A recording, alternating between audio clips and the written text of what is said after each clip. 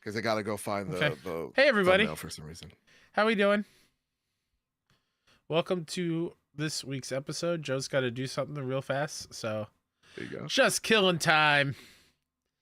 I also have to reshape some windows here. I love how like soft that one was. I'm like, you intro us in, buddy. You're like, hi everybody. How's everybody doing? You know? Yeah, I'm doing great. How are you doing, Kyle? I'm doing okay. That's great. That was also directed to chat, not you guys. Well, fair enough. Just because we've already we're been not talking. important. No. That's not true. We've already been talking. I know how we're doing here. I got a mess. That's true. Yeah, how's chat doing? How's everybody with the whole Halloween candy sort of thing? I'm coming down from an intense sugar rush. Actually, I'm in the rush still. But the headache has receded. So with my hairline. But I'm making it out. Ebontis, how was your Halloween, man? Do you get any trick-or-treaters? We get basically none. Few people around our area decorate, but honestly, we live in, there's this little set of houses we live in is there's 48 of them in our neighborhood. And the only reason I know that is because I was in the HOA at one point, so I learned.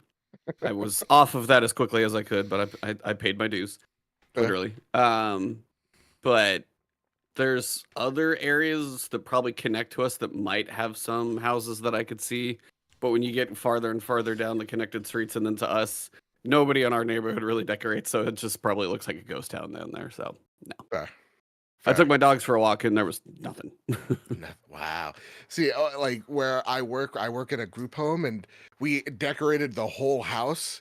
And usually they don't go all in on Halloween, but this year they did. And they're like, yeah, we usually get no trick-or-treaters. It was nonstop. We didn't have any candy for them. Oh, so man. We were definitely the trick house because you were expecting candy because it was all spooky. So you decorated, but then you didn't have candy. Yeah, my boss was just like, I didn't think that far ahead. I was like, you didn't think that through because, it's at that point, if you decorate and you have the advertisement saying possible candy here, I feel like that's on you. Exactly. Because you're going to be like, where's my candy? And then Katie in chat says, so I found out in the UK that trick-or-treating is technically against the law here because it counts as cold calling. Cold calling? What? Yeah. Yeah, it's like soliciting. You could honestly probably... There are certain neighborhoods or apartment complexes where you can have no soliciting, and technically it probably falls under that, so... Wow. It's wild. I mean, if you want to have, if you really want to be that much of a turd on Halloween, then technically, sure. Yeah. No wonder why you guys want to change your government so bad. That sounds like it's awful. I'm sorry about that, guys. Jeez Louise. All right, Kyle, I'm ready. Alrighty. I'm ready to start this show. Yeah. All right, chat. We'll see you in a second.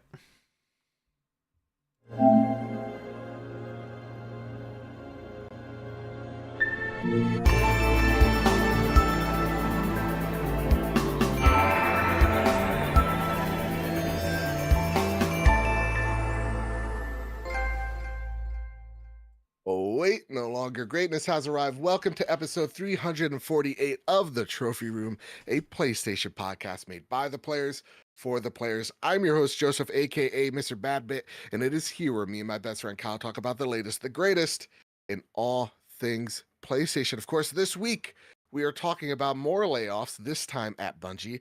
Acquisition season is ramping up at Sony, so they say for the 100th time. A major unannounced Capcom game set to reveal in 2024 with our special guest, Ebontis of the Last Word podcast, as we do it live each and every Wednesday at 8 p.m. Eastern Standard on youtube.com/@PSTrophyroom or on your podcast services each and every Thursday.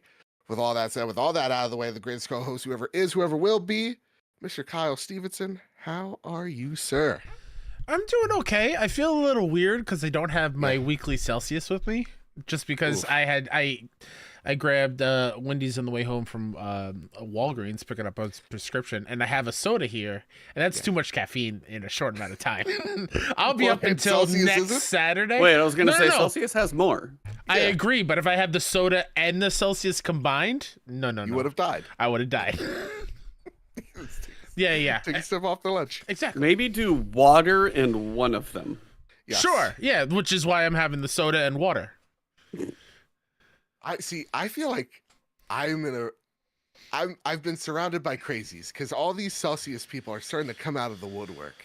Like I was with my girlfriend the other day and she was just like, "Oh, I got a Monster and a Celsius to get me through the shift." Okay. I'm like, you don't want to get me started on this one because I've tried a Please. lot of those. No, Please. I mean, okay, so full disclosure, I am partnered by Advanced GG. That's fair.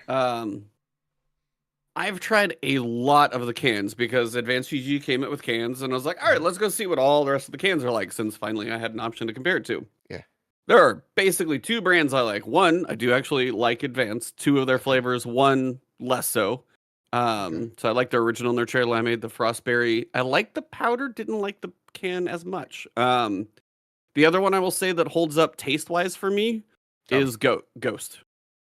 Oh, okay. Ghost is actually very, very quite good on a lot of their flavors. They've got the Sour Patch Red Berry, their cherry limeade, and they just did a sour pink lemonade. I like those three probably the most. Cherry limeade. Yeah. Cherry good old Sonic cherry limeade. This is both cherry limeades actually, like the Advanced and the Ghost. Both cherry limeades are solid. I haven't seen the Advanced one in stock in forever, but the Ghost one's good. But I tried like Red Bull some. I was like, and again, the Red Bull's gonna have sugar, so it's got more calories in it. Just tastes those like two both have battery acid. just Monster, no, and I just went down all the I can list all the bad ones, but those are the two after trying a lot. And those are the two that seem to sit the best. Where you just having coffee. Yeah, you can't go wrong with Old Faithful right here. I don't like coffee. I don't either. I do not like coffee. Yeah, no, okay. And it's for one. My wife will even be like, "Here, try this thing. It's this pumpkin spice." What did she do? It was something that I saw. Everything. No, it was like a pumpkin cold brew, and then it was something cold on TikTok. Foam. Pumpkin cold foam, and they had 2 pumps of this and 1 pump of this, and she's like, I can't even taste coffee in there. One sip, I can taste the coffee. I do not like coffee. If I know it's there, it's like, dang. But Ebontis, you're a new voice here on the Trophy Room PlayStation podcast. We just jumped into conversation. I've been here forever. What do you know? You just started talking after 347 episodes. You're like, hey guys, I'm also here. I've done 270 myself. I do talk. Before we get into this show and talk about all the news and all the games, tell us a little bit about yourself, your channel, all that jazz. Yeah. So I have a YouTube channel. It is obviously under Ebontis. If you look it up, it's pretty simple. It's Ebontis everywhere. YouTube, Twitch, Twitter. A weird name is a nice thing to claim because then nobody else you have to really fight for. So that's actually been nice. I've been covering Destiny for, it might be 6 years now on the channel. That has been the vast majority of my coverage. So covered that one, had some spikes and growth. I passed 100,000 subs this year. Nice. Congratulations. Thank you very much. That was a big milestone. Got the plaque over there. So actually was able to get the silver play button, which we got the wooden play button. You believe that? Oh, nice. There you go. Yeah. Very cool. Besides Destiny content, we were talking a little bit about, branching out. You also have some awesome like tips, tricks, guides, reviews, and all that stuff on your channel as well. Right? Trying to, and honestly, this year and kind of last year, I've been trying to get into the size helps, but also being able to just connect with the right people, ask for it, get the early copy, try and get a chance at a review. And I had some very good success this year with Diablo. Had a chance to make a guide that kind of blew up with that one, and then it kind of went down, and now it's season 2. It seems to be doing better. I got a chance to play Starfield early, and I was feeling very lucky on that one because that was just kind of a hit or miss thing. And I put about 120 hours into that one, and man, that was a review roller coaster as I was playing through. I'm like, what am I going to score this? Is it this? Is it? I landed in a weird spot, and then the more I played, so that's been all over the place. Yeah. But that guide is one of the probably second biggest video on my channel now. And honestly, your thoughts on Starfield kind of just echo mine a bit. Like because we talked on Crossfire. Yeah. The more you play on that game, the more you're gonna fall in love with it. I've put close to, I think, about just over like 50 hours right now in that game, and I'm loving. So you want to know something funny though? Yeah. So COG, I don't know how much he's put in. He's probably a new game plus mode. Mine got to the point, I did my review at about 80 hours, and I told you I ended up right. I was like 7 and 8, couldn't decide, kind of tipped it to an 8 if I'm going to like lean a direction. But as I got into the 120, 130, working on other things, doing stuff, running into bugs, got more crashes and things of that nature. Mine actually went back down to a 7. Ooh. So it was like the more I spicy. went into it, the more bugs. It just got to the point where I didn't want to go into all of the systems as much as some. Mhm. Like I didn't want to do the base building, shipbuilding. I broke because in the main city, the main texture for the walkway, Yeah. like as you land in New Atlantis, the walkway did not exist. The texture did not load, so I could go through the floor. But basically, at that point, I would walk underneath the shipbuilder, and they have little chests underneath them, and I robbed him. And then I built my ship, and then I robbed him again, and then I built my ship, and I robbed him again. So I kind of broke the game without Yeah. intentionally meaning to. Yeah. But once that happened, it's like when you cheat in a game, you're like, oh, that's not fun anymore. Yeah. You're chasing a high that can never be caught, Yeah, no, same. Well, same with actually Returnal. Returnal's a game I really love, but Kyle will attest so to this. good. Getting that platinum ruined that game a bit for me. Oh, see, I didn't the platinum. I just RNG. played through and stopped. I could understand platinum have would a suck problem. on that game. We have a problem here. No, for that's sure. fair, but that's a game where the platinum. I mean, I've heard Game Over Greg, and I've heard Greg Miller talk about platinums and stuff plenty. It's like certain platinums will take away from an experience, and then certain ones will just be like, hey, you could play in a different way or experience different things, or maybe go find things to enhance your character, not bash your head against the wall or do this one crazy thing or play through it 4 times. Or those are not everybody makes platinums evenly. Returnal's an amazing game though. Yeah. Amazing. That one was yeah. just RNG based and would never pop. Never pop. That's No, sad. that's one of those I would be like, white flag. Yeah. No, I again, it's only for games that I really love, and I really love Returnal, but even then it was like, I got it. Thank God I got it. Thank God I got it. That's all I gotta say. I honestly do have one ahead. starter question for y'all. Yeah. I'm gonna start with Kyle here. Because I got some flack today. Yeah, that's right. Okay. That's you Well, right here. hold on. Depending on the screen and depending over on the that radio, way. the left speaker. Kyle, I want to know, in a video game or in Mario. where it is a scenario where it is not a predominantly like puzzle-based game, when you run into a puzzle, does it infuriate you? Are you excited by said Was puzzle? this your tweet earlier? Or do Oh, okay. you, like me, look at a puzzle, no matter what, and just go, I'm just gonna gotta go on Google. Let's go Google. You're a broken individual, Joe. Why? I enjoy puzzles. Like I love the Spider-Man puzzles. Those are fun. Even looking back and seeing as like the OG game has the option for you to just skip them completely. That's great. I'm like, I love those things too much. I would never do that. I enjoy actually sitting down and thinking it through and trying to figure it out. Well, some puzzles are way too hard. I will agree. And I'd be stumped. And then maybe I'll look something up. But organically walking into something, had a great time. I really want you to play like The Witness, though. Just give me The Witness. Exactly what I was gonna say. You'll break him with that. Any type of critical thinking in a video game, it's like I just want, like, for example, Spider-Man. Those puzzles. You like they're Cocoon, though. Puzzles. What's that? You like Cocoon, though.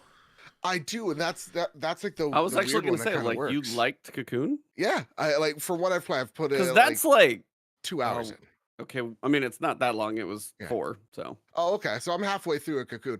I've been enjoying myself, but like when it's like again, there's like a puzzle in Alan Wake, and it is simple. I'll give them that, but I'm just like, I'm here to get scared. I just go find the YouTube video where it solves it for me, and I just wipe my hands of it. If it's not like this is the game is the puzzle, I don't want to deal with you 9 times out of 10. Spider-Man, at the last puzzle I did cheat on. I'm not gonna lie to you.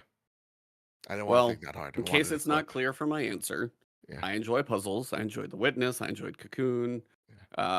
I enjoy just stretching my brain sometimes. And I think when I was playing through Cocoon, when you get later on in Cocoon, in my head, the best way I can describe it without spoiling it is I'm playing 4D chess, kind of a way to say it without saying it. Yeah. And it's just like, and when it clicks in your head, I'm like, damn, that's smart design. And those are the moments for me. It's like, well, I sit there, one of the puzzles first when I was playing Remnant 2. I played that in the review window. There is no Google. And that's actually been kind of a cool thing about playing games this year before anything comes out. I'm like, I got to figure this out on my own. How do you build a ship in Starfield? Not the most straightforward. How do you solve this thing in Remnant? And I'm going, okay, so walk over here, turn this puzzle, figure this thing out. And then when it clicks, it just feels good. I'm also the guy who puts 100 hours into a Souls game because I do want to beat the boss. I don't want to look up a guide. Yeah. Oh, for Souls, I'm unless that boss is impossible, and I can't even think about ones that I've looked up YouTube videos on because it's been that long. Yeah, I really can't.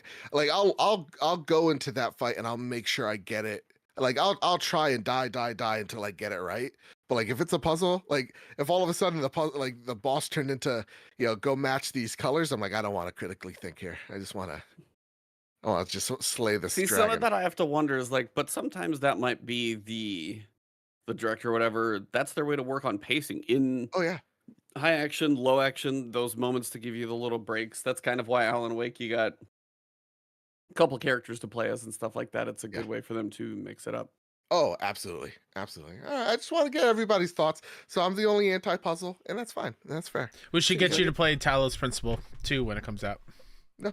Why not? And I'm not here going like, oh, all puzzles are bad or no, whatever. no. Like, but I just you want to like see a puzzle. or Portal 2. Play Portal. All right, can I be honest with you guys and the audience here? I cheated at the end of Portal. How Right, dare That you? doesn't surprise me by this discussion, but that's How just dare you. unfortunate. Right when we get to, I think, what is it? Like J. Jonah Jameson, his voice in there. I think he was in there. Yeah. That's when I started cheating. I was Okay. like, I J.K. can't do Simmons. this. Yeah, I was just like, this is too smart for me, but I want to enjoy this narrative, so let me get through it. That'll be our secret audience. That said, here's not a secret, but yet a major announcement. Y'all, a little bit of housekeeping. We're doing our Extra Life on Saturday, November 11th, or at 12 p.m. Eastern Standard Time, 9 a.m. PT time with 6-1 Indie over on YouTube, on Twitch, and hopefully TikTok. That's right. Ooh, that's news to me. We are 3 followers on TikTok away over at 6-1 Indie for us to be able to do it live there. Nice. So no matter what platform of your choice, especially since Twitch kind of dropped all that bullshit of exclusivity windows kind of thing. Couldn't even tell you what's happening over there. Yeah. So youtube.com/61indie, twitch.tv/61indie, and 61indie on TikTok. Extra Life will be happening there. Joe and I are traveling down to North Carolina. We will be in person for Extra Life along with my 6-1 pals, the Towndros, and a couple other people. And we'll be playing games, raising a ton of money. So I will put the link to the Extra Life page in the description, or I'll give it to Joe so we can donate. Hit 1,000 doll hairs, I will get a tattoo. Okay, and to make it even more meaningful, I lost my dog a few weeks ago as of recording. I have his dog print. Oh, thank you. I have his dog print right here, right next to me. I'm going to be putting that on my calf if we hit $1,000 on Extra Life. We are giving away a Spider-Man PlayStation 5 console, and all of our merch sales this month will be going directly to Extra Life. On top of that, stay tuned because next week we're going to have a little bit of a merch refresh for some exclusive Extra Life teas. And a little hint, this Ken is very, very excited about it. So do you have any tattoos right now? I got to ask. This would be my first one. So it's actually funny you say that because I have 0 at all. Same thing. But I'm like, and because part of it's always like, what do I want to live forever? But I was like, my first dog is one of my 3 that's out there. And she would be the first thing, kind of same idea I've thought about would be like, that'd be the only first thing. So I get that. I'm going to be a useless wreck at that moment. So I mean, I'm so sorry for your loss because of course, I mean, thank you. Don't have any kids, literally just doggos. So yeah, I will be useless. But no, that's actually a really cool thing because I've wondered if I ever would get a tattoo, and I'm like, that would probably be the only one that would make sense for me. So hats off to that. I like it. To me, it really had to be like, I love Star Wars. Like, so it would be like, maybe it's Star Wars, maybe it's Last of Us. But like, I was like, what's something that I know I would never, even an ounce of me, regret? And it's like the best boy ever. So link down below to the Extra Life, Kyle, if you want to get that up while we do the Patreon pitch over live on YouTube, or in the description down below. Yeah, we're really excited to go raise some money and have some fun. I can't wait to meet everybody or see everybody again. So yeah, gonna be fun. That said, listen, this show is not possible without your generous, your generosity over at patreon.com/PS Trophy Room. It's the Your reason why we look so patronage, good. you could say. Your patronage, even. It's the reason why we look so good, sound so great, is because of your generosity over at patreon.com/PS Trophy Room. So, like we always say, if we ever got you through a long car ride, a tough day at work, whatever your situation may be, it helps. Even if it's just $1, it keeps the lights on, keeps the show running. And that said, I want to thank our newest member, Flim Flam 134 at the bronze tier. I want to thank our premium producers, Todd Burwitz and Toxic.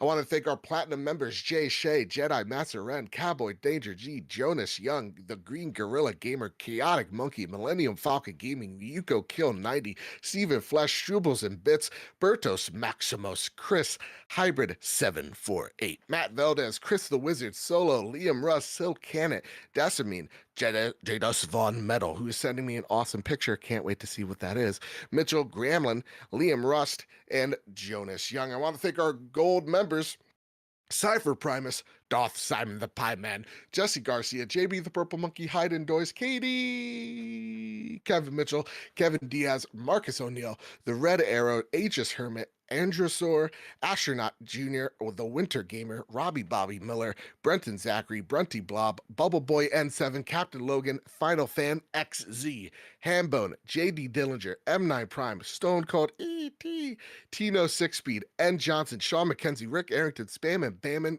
Matthew King, the Overlord, Dewane Rocksher, Rick Davis, Black Mavericks, and the Lord Commander himself, Lord James Suddy. Thank you all so much for your amazing help over at patreon.com/PS Trophy Room. We're doing a top tier tonight. Kyle and I are going to fight over the best weapons in video games. Yes. And I got some... Most iconic.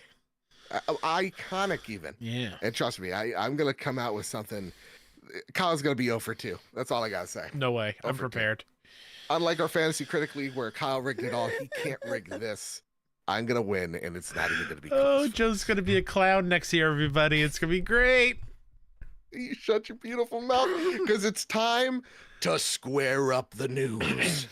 First bit of news that needs to be squared up is a big one, and unfortunately, a sad one.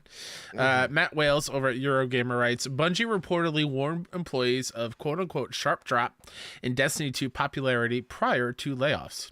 Layoffs at Destiny 2 developer Bungie reportedly impacted 100 employees, approximately 8% of its 1,200-strong workforce, and occurred just weeks after management warned staff that revenue for the year was running significantly below expectations.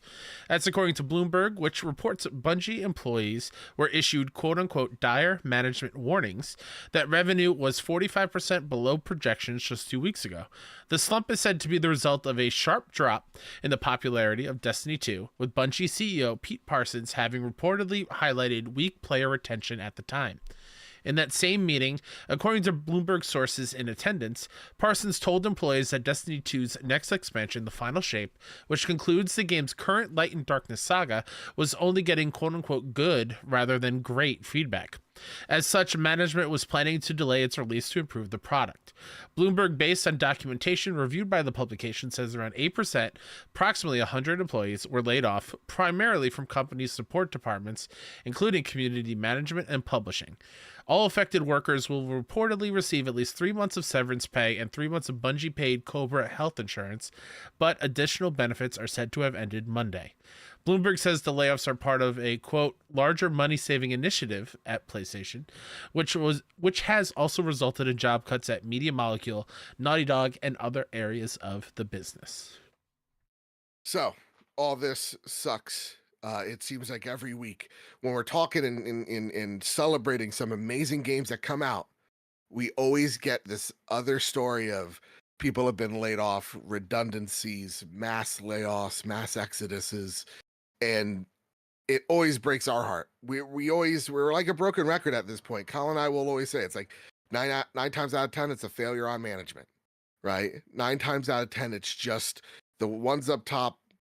It's the ones at top's greed that affects the rest of the workforce. And to see folks that are out on their ass because of the poor decisions of a few, it sucks. And to see that, people's health benefits, their main health benefits, were going to end at the end of the month, and they chose the literal last one day to announce it is this whole thing. Cobra went for 3 months. I will say that. Yeah, which is well, better than some would actually. It's better than some would actually do. Coming from a corporate environment, like you could get to a point where it's like you just go straight on Cobra. That's potentially not even covered by them, and that gets really expensive. Much less take basically ripping out your severance. Which is what happened earlier this year to me. I got laid off unexpectedly, and they were like, "Yeah, here's Cobra insurance that I would have to pay $400 a month or whatever of my own money, which I didn't have because I'm out of a job." And just the suddenness and the timing of the way some people do this, like they let me go the day after they gave me retirement plans to look over. Jesus. Like I legit just hit a year at the job and just got vacation time because I didn't get any vacation time until hit a year, then they let me go like 2 days afterwards. So like, and it's so debilitating, it is so damaging, it is like you go from having a steady thing to nothing. It's so sudden. I'm still recovering. Most people are still recovering. It's going to take a while because it's not easy just to get a job. It's really tough. I saw some people out there in the games field going like, yeah, man, like it is rough to lose something. And then, even a year or two afterwards, you're still building back up from where you once were. You're right, Kyle. It's nothing but debilitating. That said, Ebontis, I go to you because, again, we're going to do the same song and dance every time we hear it. I want to see a new jig from you because you are a Destiny, you do cover Destiny primarily. You understand the community of Destiny, of Bungie, more than us. So I want to know how you're feeling, how you're taking the news, and how you're seeing the community take the news. Oh man, this is a lot to unpack. I've been trying to unpack it for the last couple of days. Basically, you could go on a TED Talk, my friend. Yeah. I mean, I've tried to watch and gather as much information I can from a lot of the big content creators, whether it be Fallout, Datto, Aztecross, and then there's a list. If you go look at my history, I've watched most everybody's thoughts on it, and generally it just sucks because the more we keep learning about it over the course of, say, today, with news coming out about things that people inside the studio, feedback that was going on, feedback that has been spoken by a lot of the community, whether it was falling on deaf ears or whether it was falling on deaf ears to management above, the way it was handled, the way Bungie built this giant studio and like expanded their footprint up in Bellevue, Washington, which is not a cheap place to have any type of footprint, but they still promote all this remote work. And then, if you've got $20 million or something to build a new studio, and then yet you lay off, $10 million worth of people by a ballpark estimate or something like that. Is it really necessary to do all of that? And it's a combination of factors, I think, more than any one specific thing. Now, granted, first off, they said, they missed their revenue goals by 45%. That ain't a small feat. But I will also tell you exactly what I was like, that is not a small feat. But the other thing is, if you've ever been around corporate sales quotas, any of that crap in your life, those things are always set by the wrong people. They're set way too high. They're set up for failure. They're set up so you don't hit your quotas. They're set up for any number of reasons that typically are not too logical. We're also in a world of, especially in the States, where consumerism and trying to just like always grow. You can't just make enough profit to sustain a business and put out a game. It's like if you're not building and growing and have exponential growth and all this stuff, it's like you're floundering. And it seems crazy to think about that. So it's weird expectations. You had the buyout from Sony, which that's a whole different piece of the discussion we'll get to in a little bit. Just the whole community right now kind of sucks because the early part of who we saw get let go was the community team. That is the people we interact with, and you have a live service game. And when it comes to a live service game, you have to talk to your community. And when you lose a lot of the faces of that, like I think Cosmo is still there and he's been there. He's the oldest community person who's still there, I think. Leanna Rupert got let go, and she was like leading accessibility as well at Bungie too. Oh, absolutely. Yeah. It's wild. Leanna was, and then Sam Bartley, and then you got Bennett, I'm trying to remember his name, Bianchi, who handled the events, and the list goes on and on and on. And it was at first, and I'm sitting there just wondering, like, what is going on? Because this is Monday when we're starting to hear all this. And the early part of my speculation is you got the Sony buyout. They said there weren't going to be layoffs. They had to like $1 billion for retention, which is still stupid to try and do that math. But I'm going, okay, is it Sony trying to work on redundancies? Because I know like all the live service spaghetti they threw at the wall seems to be falling off the wall and not sticking. So is that all this stuff kind of coming to a head?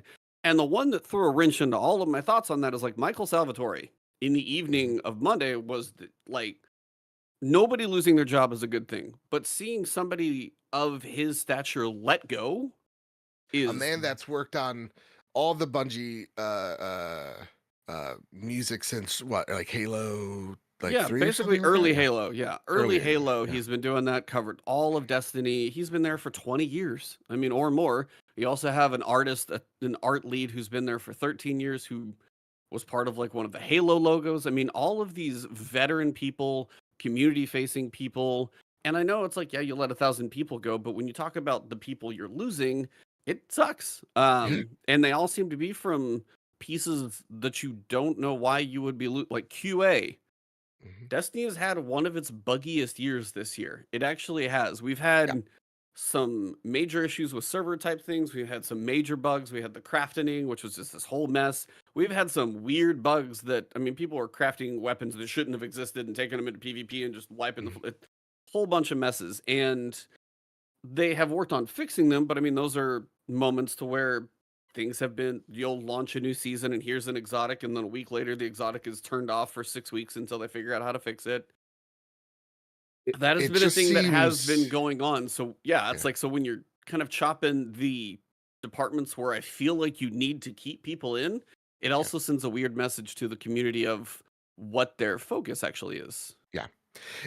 And you know, I saw one tweet that was like just kind of summed it up for me. Is I think it was something along the lines of like 4 out of the 5 people that worked on like Super Mario worked on Super Mario Wonder, right? So like it's just like the retention that we forget about. I think one of the, what is it, the creative director of Final Fantasy, what was it, 16, one of them was like, they grew, or one of the producers grew up loving Final Fantasy 7, and like that was his dream, and like grew with the company. It's like we forget that like the minds that really make products special are the ones that have been there, that have put, you know, their blood, sweat, and tears, their DNA in the product for not just 1 year on contract, but tens of years, right? So when I see just people just mass layoff, it's just like the talent that you are, just the brain drain that you are about to experience is just, it doesn't make much sense. That said, I want to get to our first question of the night, and thank you, Ebontis, for sharing it, because it does really seem like a lot of disarray right now from the community. Yeah, I was like, I could go on much more, but we'll probably get to a lot of it. So go ahead. So Katie writes in, "Hey guys, as always, hope we are doing well, doing fantastic. So what's going on with the games as service plan? I personally think they went too big too soon. Wanting 10 live service games from 2024 to 2025 was a bit of a tall order. So what do we think this move means? Are they going to hold off until Jim Ryan leaves and a new CEO steps in, or will they backtrack completely from this idea? I personally don't think so, this one, because they put so much time invested into it just to let it go completely. As always, much love. Can't wait to see what you're doing with Extra Life this year." Well, guess what? Link down below to all that stuff. We're doing a whole bunch of stuff. That said, Kyle, I'll go with you. As a PlayStation fan, we've been covering this games as service track and the messiness that has been trying to get their games as service in order. We're seeing trouble with the rumored Twisted Metal. We're seeing trouble with Last of Us factions being all but shelved. Now we're getting this Bungie news. Also, the little bit we saw of Haven and whatever Concord is. Yep. But those teams right now, unaffected. Yeah, I mean, but we still haven't seen what those games are, per se. So what do you think? What do you think of Katie's questions? Do you think they went a little bit too fast? Yeah. Do you think they're backtracking?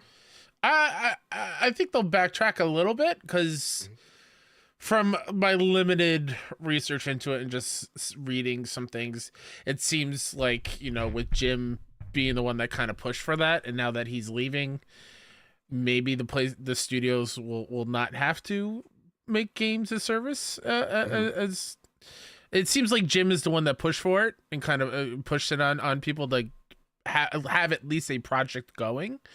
Sure. But from the get-go, I was always nervous about it just because I didn't want time and money to be wasted on this when it could be put into amazing single-player games.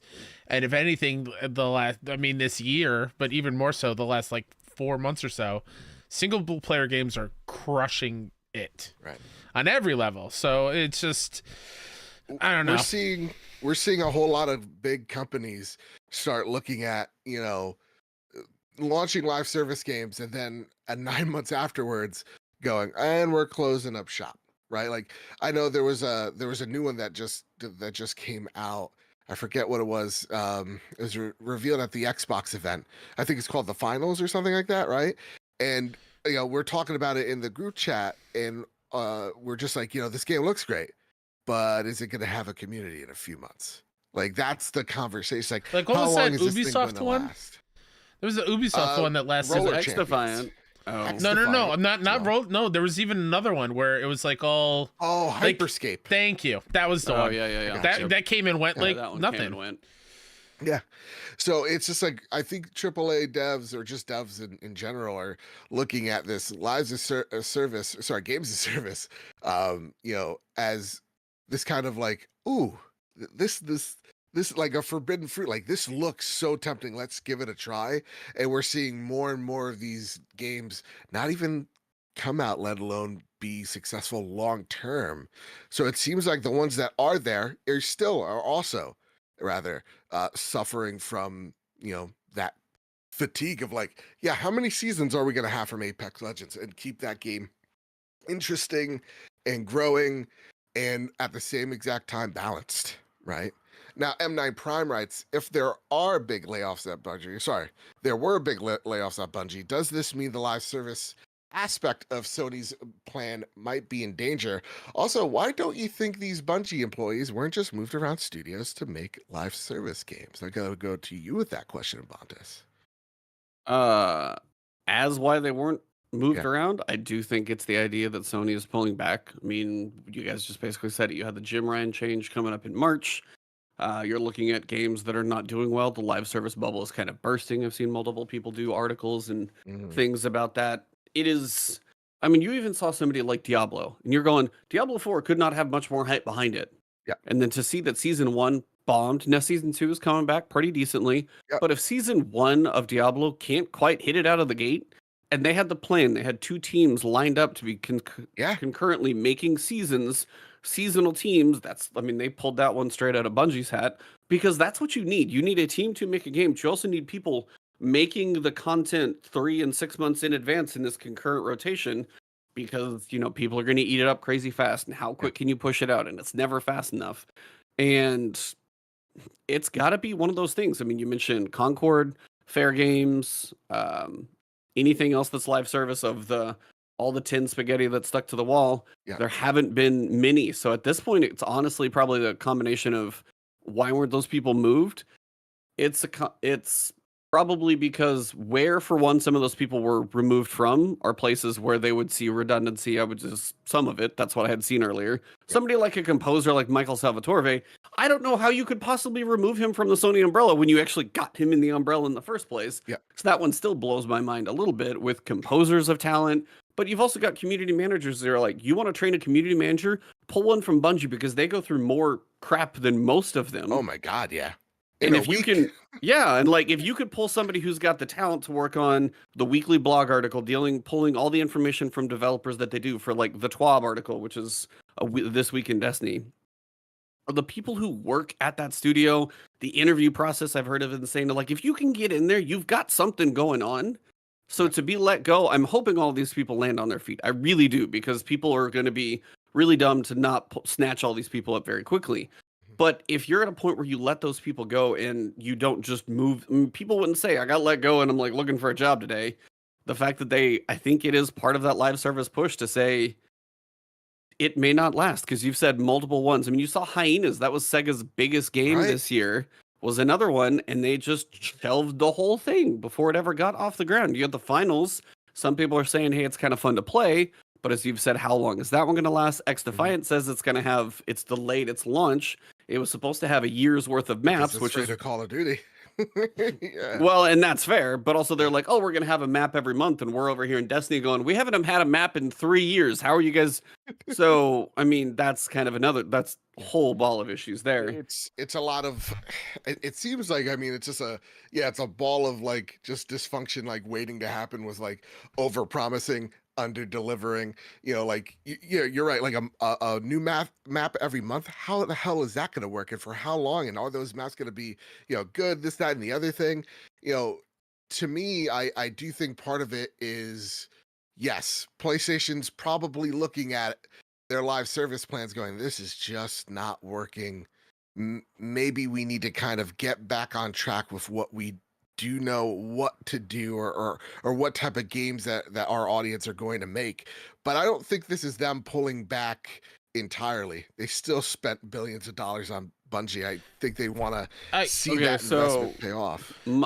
They spent money on Bungie, and I do think Marathon got pushed because they do want it. But with some of the news and rumors that we saw today, with more coming out about Marathon, supposedly some people got to see it, like whether it was Tarkov players and stuff like that. They supposedly got to see it. They were asked if they would want to play it right now. Nobody in the room raised their hand because they weren't that excited about that. So that not being able to launch sooner, if being pushed back farther, also means they've got even more importance on Destiny, being as that's their only cash influx right now. And you get to the monetization of all of that. But honestly, like, so Bungie may be a thing where I don't think they're going to completely abandon ship. It's not like they're like, all right, you buy. Like, they spent the money. They've got talent in there. If they can deal with whatever bump in the road this is going to be, which seems like it's going to be a really rough road. But there's also some of those games that they may have put a lot of money into for live service, but I also think they may cancel some of them. I mean, we saw, what was it, Concord and Fair Games were the couple that we saw a name of. Yeah. We may not see any else, and there may have been 10 and we may see 2. Don't even know how those 2 are going to do, how they're going to land, the Haven one as well. Like, there may have been a lot more that we won't know, and the ones that we even know about, I don't know if we'll ever see all of those live, to be honest with you. I wonder how many of those, because as we've said, the amount of support it takes to run a live service game, if you're not Epic or you're not Genshin Impact, like, it's really hard to do. It's really hard. It's also, I think, just important to bring up that it hasn't been confirmed that these layoffs even have anything to do with Sony. It could just be Bungie in-house kind of doing this and not. That was actually one of the pieces of news that came out today. Is it was more rumor that Sony may be making some cuts, but Bungie seems to have known. 2 weeks ago was the news about the 45% short of revenue. That probably started some internal. So it's like the idea is, it sounds like it came more from internal Bungie than it did from Sony. Yeah, so which hurts even more for a lot of us watching on this side. 1,000,000%. So it might, like, this theorizing of Sony like canceling other live service games still might come true, but like they're not like directly correlated with each other. So and I think that's a great note. That honestly, that's why you're the co-host, my friend, because you catch me when I would have totally overlooked that. Good point. Delicious Morsels writes in, hey guys, with the massive 1-2 punch that this news of layoffs at Bungie and PlayStation are starting to pivot away from their games as service plans, do you think news like this, coupled with the fact of even Fortnite has been struggling to turn a profit lately, signals a turning point for the industry where players begin to reject the live service model? Is it possible we begin to see a return in a more traditional multiplayer approaches where multiple portion comes alongside a single player campaign rather than being a standalone product that risks vanishing into obscurity if it fails to create a consistent player base? Kyle, are we going to get back to the days of Dead Space 2 multiplayer? Are we Oh, gonna get, boy. are we gonna get that God of War Resistance game you've been Ascension? wanting? Yeah, Mag is back, baby. Mag's back. It's even bigger maps, all of it. 250 players? No. It's now 5,000. Mag with an extra M. More massive action game. I don't know. I hope that they're not completely done with multiplayer, because when it works, it works. Like I think of like Uncharted multiplayer is really, really fun. OG Factions is great. Even oh my god, what was the Ghost of Tsushima mode? Legends. Oh my Great God, time. That was like co-op, Amazing. Yeah. So like there's still room for it in the PlayStation circles. It's just I think they went too hard too quickly and tried to Too ambitious. Like if this was, instead of like the goal of having 10 in a couple years time, do 10 over the course of a decade, or just kind of slow roll it a little bit. And when it comes to like things are struggling to turn a profit lately, just to bring the real world in, everyone's struggling to get money to do things and spend it on fun things. So like student loans have just restarted for many people. Tell me about it, Kyle. Listen, it hurts. So like there are other things, and inflation and all that jazz. It's tough to spend money. It's tough rationalizing spending money on a digital thing that's extra on top of the base, whatever it is. Yeah, I mean, listen, I still splurge on that Halloween pack on Fortnite. You got to be kidding me if I'm not going to be Michael Myers, playing that goddamn keyboard. Do you just go around doing the keyboard the whole time? Absolutely. Yeah. Absolutely. I'll be a giant banana doing that. Anyway, but at the same exact time, I do think there's, Kyle, I think you also hit it out of the park here, where it's just like, yeah, I mean, people are, I think part of it is what Ebontis said, of like, you have people making the goals that shouldn't be in those roles, making said goals to hit. And you're having, a year like 2023 being weighed against 2022, 2021, 2020, where most people were stuck in their homes, or in the case of 2022, starting to leave their homes out of fears of COVID and all that. And now you're getting into this, we're getting back to that normal pre-COVID type of engagement with games, and you're seeing investors start being rather sheepish about entering this arena because it's a lot of money to make games. And so that said, like, to me, it's like, how do these big AAA publishers adapt to that? Because these AAA publishers, there's a tremendous amount of risk with each and every one of these big AAA games. It's their major strength that they're able to throw $200 million into a Jedi Survivor or whatever have you. But if Jedi Survivor don't hit for them, thank God it did, but like, let's just say it didn't. Holy shit! Like, EA's in some trouble. So that's the other thing that I want to kind of point to, is like, there's now a new problem, because they thought the Band-Aid was live service. Oh, this will help the high cost of our other games. They don't have that safety net anymore. So what happens there? It's interesting. Ebontis, you look like you want to say a few words. It's the live service thing is tough. Everybody wants a piece of this like constant cash cow. Yeah. I mean, it's printing money for whoever's got a piece of it right now, and everybody wanted a piece, because you had Fortnite, you had Genshin, you had, whether it's gacha or Fortnite or skins or however you were trying to make your money, everybody wanted a little piece of it. And if you had somebody engaging with your game constantly, logging in, the metrics and stuff that you've seen from that type of stuff is all intriguing, but again, it's very hard to support. Ask anybody who's tried. It's not an easy thing to do. The other thing, I feel like a lot of these companies, I know they have to think about it, but at some point it's a zero-sum game. There's only so much time each one of us have. Yeah. So if I already have like maybe a Diablo and a Destiny, how in the hell am I going to try your other 8 or 9 or 10 Absolutely. or whatever else is out there? I barely have enough time to play any of this other stuff that's going on. And Immortals of Avium. Yeah, and I think that's the other piece that I kind of forgot to get to this year is 2023 is insane. Oh my God. 2023 is probably a true record for gaming. I mean, granted, we have more games now than we used to, if you're going to go back to like 97 or 2001 or whatever those years were. But this year, whether it's 9s or 8s, 150 hours in boulders. They're also bigger than they used to be. So you've got 150 hours in a non-live service game from a company that did early access and then came out of the park and crushes it. Something like Armored Core kind of got missed, even though it's like a FromSoft game, and I still haven't played that one and I want to. But then you've got like your Zeldas. I forget almost every week that Hogwarts Legacy came out this year. Yep. And that game's legit. Like when you fly around and you're looking at Hogwarts Castle, I'm like, that looks amazing. Right? All of that stuff in 1 year. So now you're having the culmination of all years. And this is where Bungie probably just botched expectations. It's 45%. You're not even close. No. Could have been maybe like, hey, we're short 15, 20% if we were realistic. And then I got to some other things. But it's this idea that there's only so much time. And when everybody's having some really good gaming, and it's like, where do you want to spend your money? Do you want to spend it on microtransactions or a season? Or do you want to skip one or two of those and put it into a fantastic game that you saw just got another 9? And I want to check out Alan Wake because I'm spooky season and I want to get this crap scared out of me. Like, whatever it is, all of that this year is multiple factors going in, is one of the best year for games, one of the worst year for game developers. Yeah. So many people have lost, and tech is exponentially worse. I've heard thousands and thousands and thousands of people have lost their game or their jobs in tech outside of gaming. Yeah. So across the board, that's bad.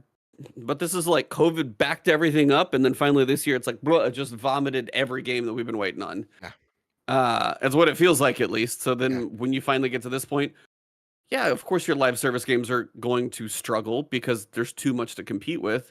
And then you're also sitting here at a point wondering, I can't even play half the stuff that I want to. Of course, no one's going to win. Yeah.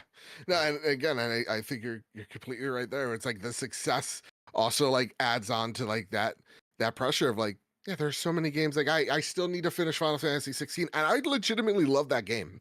Sea of Stars, legitimately love it. Need to still beat it. Like, is that one of those that Square thought hit the? See, they're another one that's horrible about their sales expectations. Oh, yeah. Square is awful about that. Yeah, the whole Guardians situation makes me so upset. Yeah, bad combat, amazing narrative, by the way. I love narrative. Like great story to go through. So like, yeah, it is. It's just a culmination of awful scenarios to be in if you are a live service game with, you know, how long's Destiny been up, man? Like what, 10 plus years at this point? I mean, Destiny 1 would have been, the whole franchise is 10 years. Destiny 2 is going on year 7. I mean, this is, so it's been like it's been a while. So to even stay this relevant still is a feat. That said, I want to get to the last question. I'll actually take this question from and kind of end cap it here. Regis Prime writes, "Hey guys, hope all is well. Mr. Badbit, delighted to hear that you're getting a new pupper. That's right, we are looking this weekend. Nice. I'm very excited.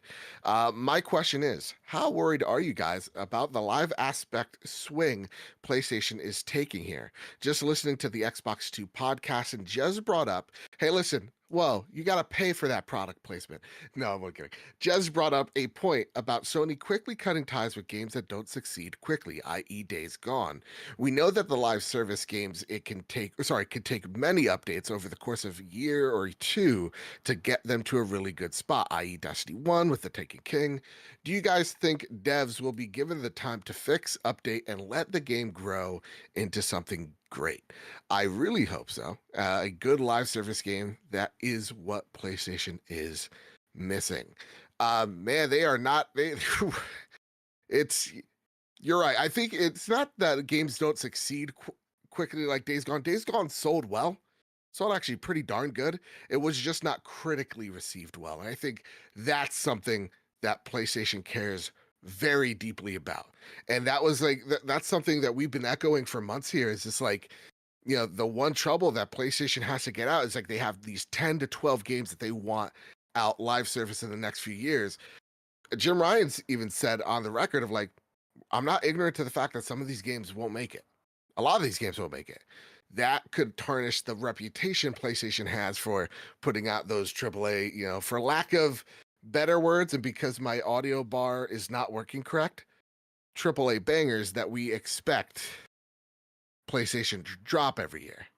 So that's really the question, is like, does PlayStation want to risk that reputation putting out a game that's not going to be, you know, an automatic 8 or 9?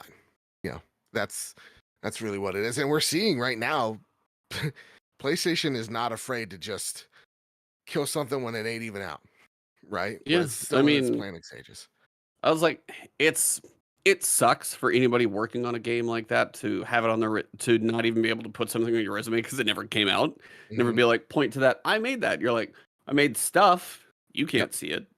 I So made that's terrible. Redacted for the Yeah, I span made of Redacted and redacted. Redacted. Yeah. But also on the other side, it's like on the other side, you see some companies get into the sunk cost fallacy and be like, it is so bad, but we have this much money into it. We have to shove something out there. And Mhm. then you get some of the games that are not worth your time. You're like, what is this joke studio? Like, what are these things doing? Whether it's good, bad, or otherwise. There was a game I got to play an early access copy of not that long ago. Mhm.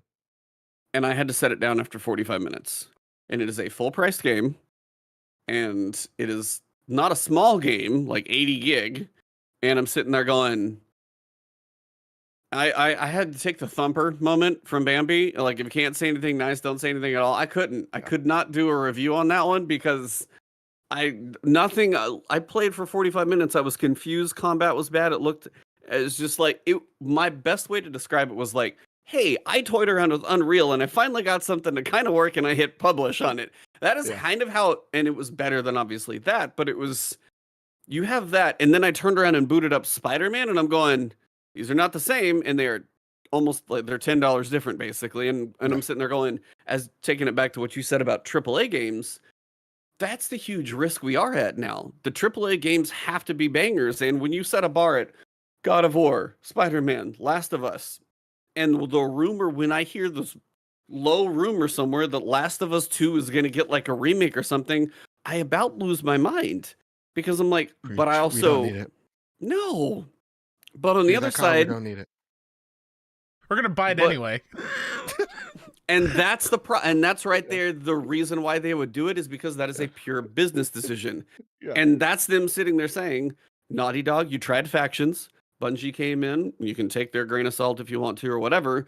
But if you're saying this is going to be whether it's paid or free to play or however it is not going to have the engagement numbers, metrics, or whatever it is to make this investment worthwhile. So there's money we just lost out of you. We need you to make us some money. And we know Last of Us 2, while it is just a copy remake, which I don't feel is old enough to require that right now, that is a pure business decision. That one, like, that kills me to my core because I'm like, I want to see what Naughty Dog can do otherwise, because obviously they tell great stories. Yeah. But then you see somebody like Insomniac, who's been the best buy in the entire world for Sony, put out what they do, and then Wolverine, I can't wait to see what they do with that as well. It's weird to see the balance of both. And you see somebody like Remedy just go out of like it.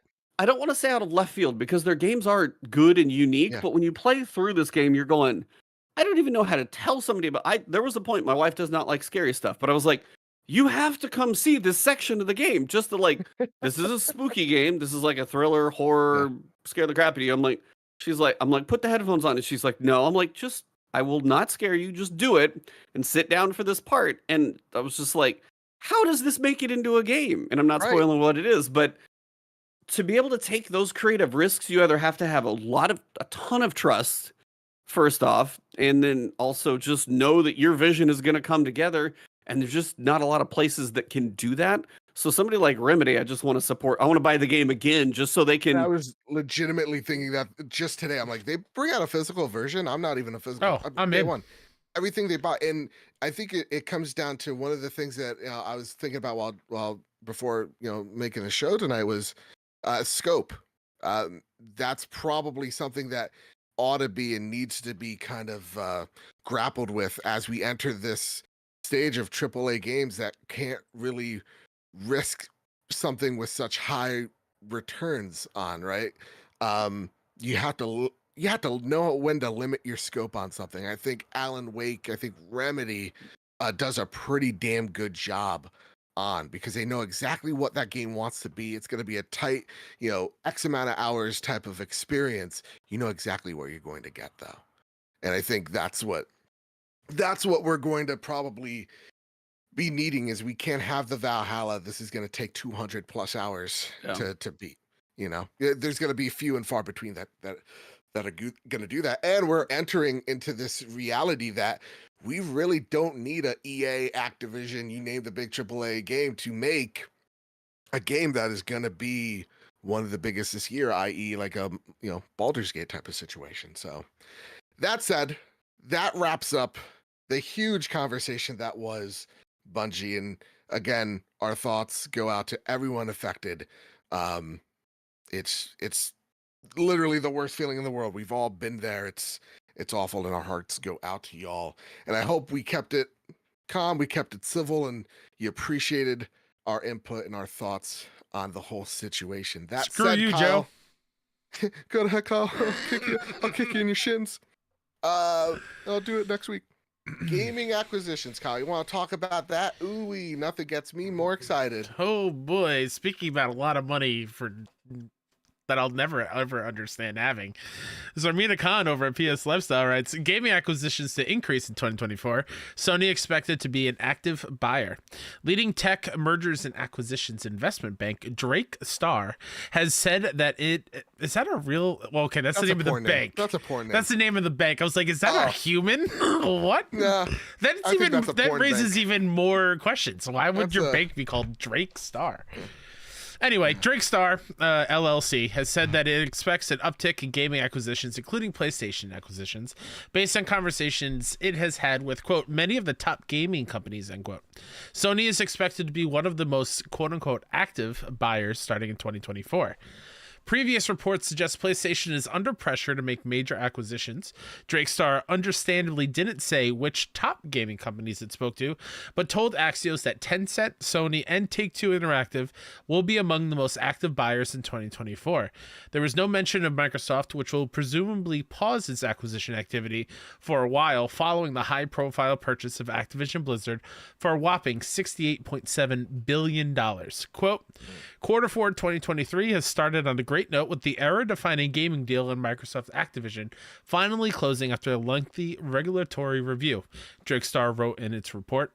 We expect mergers and acquisitions activity to steadily increase in 2024, end quote. Oh, this is one of those, this is again where our stance. Yeah, we hate it. We don't like it. It's just a part of, I guess, what gaming is now. It just sucks. That said, though, it's like, after the news of just what we've just been talking about for the last hour, it's like, maybe just don't. Yeah. Maybe just don't. Maybe you're just good doing what you're doing right now. And we don't have to do anything. I don't know. Maybe take some of that money you were going to acquire a studio and give it to the studios to make sure their staff can be held. I don't know. Wild thought. Keep that talent. Hey, I don't know. CEOs, maybe take a pay cut. Maybe don't take a bonus. Well, I don't know. Let's not get crazy here, Kyle. Yeah, but this is like, of course they're going to be in on acquisitions. Like, it's just the nature of the landscape now. To what extent? I don't know. But like, our stance here, everybody.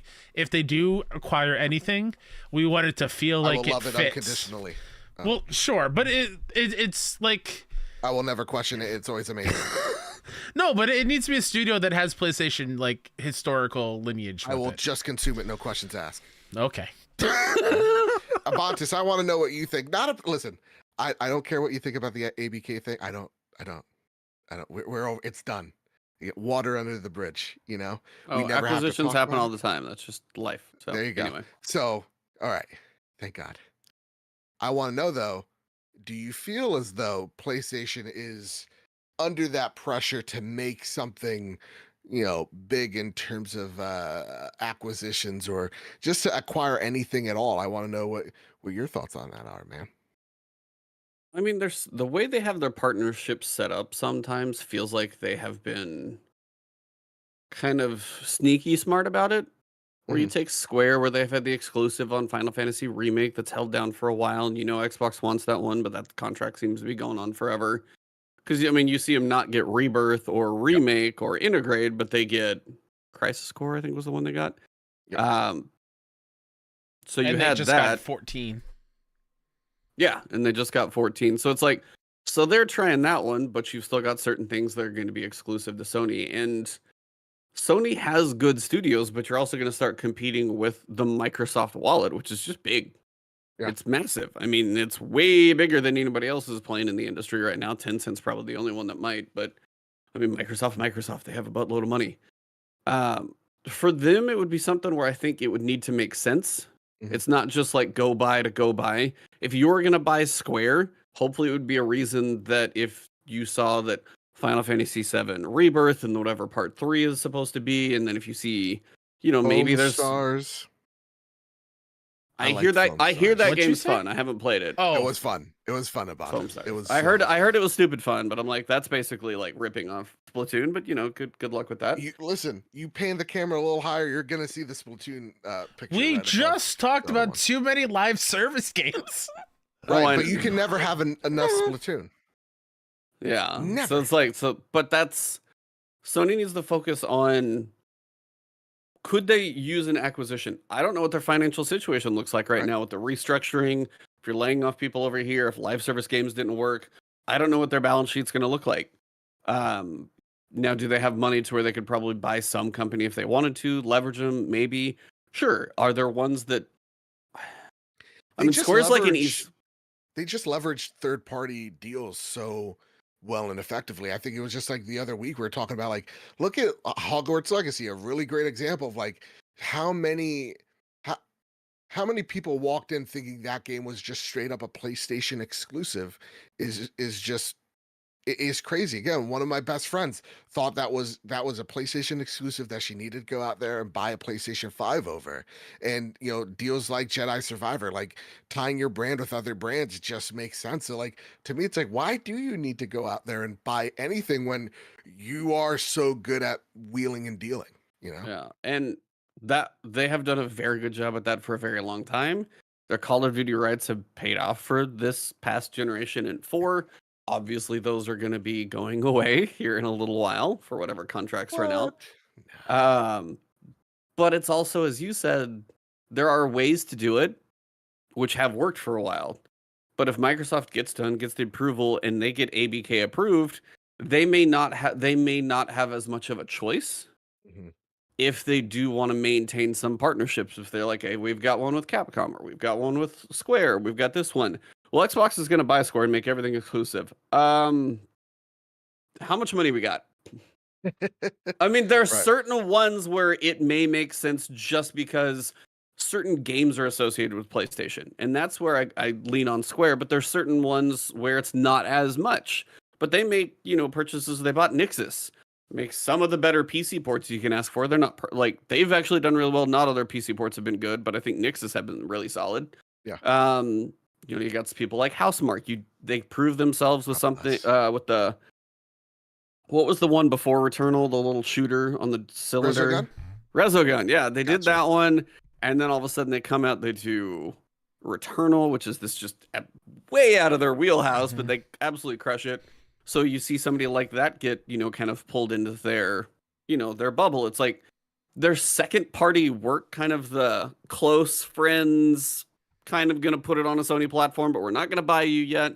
Yeah. They've worked that very well. My worry is now between Embracer, which definitely has their own problems right now with that deal that didn't go through, and now they can't even manage all the people they have. Yep. But Tencent still has money, and they want their finger in everything, or as much as they can.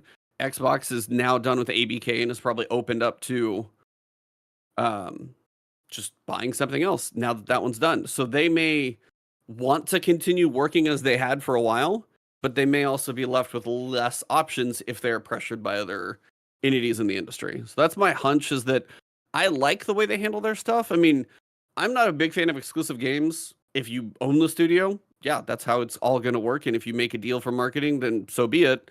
Right. I own all the systems, so I don't care. So I understand where people don't enjoy exclusives. I get that. It's a business thing, and if you enjoy it, that's a thing. Sony wanted Starfield. Yeah. They almost would have had that too. Yeah. And it's kind of one of those where it's like, if they can work those, cool. But if Xbox is going to come in and will be instead, we'll just buy you, they might have to reevaluate how they handle stuff. Still That's kind of my wild, thoughts still on it. wild to think there is a PlayStation version of Starfield on some computer. It somewhere. probably doesn't run well, but yeah. Yeah, but it's there. It exists.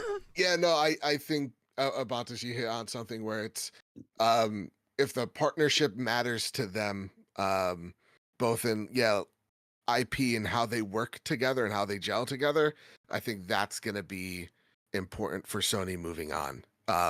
Because you're right. I think it's more like a defensive thing of, hey, listen, we need a steady catalog that when people look at it, go, that thing's a PlayStation thing.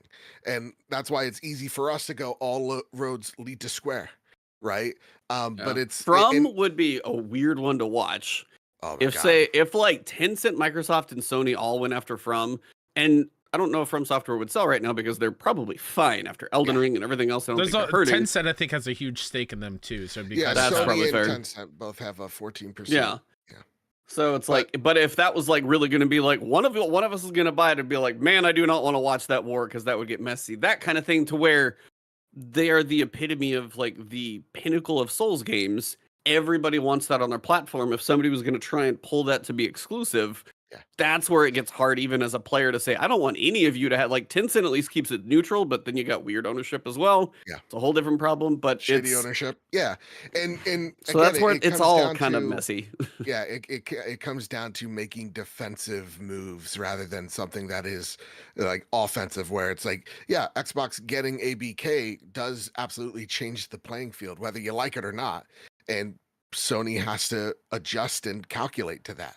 For sure. So I do think it's coming, whether we like it or not. I'd just rather things stay the way they are. Yeah. I'm not a creature. It's also wild to think that there's probably already an acquisition that's close to being done, and we won't know about it just because it's going to take too long. Like I feel like a lot of people think they just go to a store and be like, oh, I want this developer.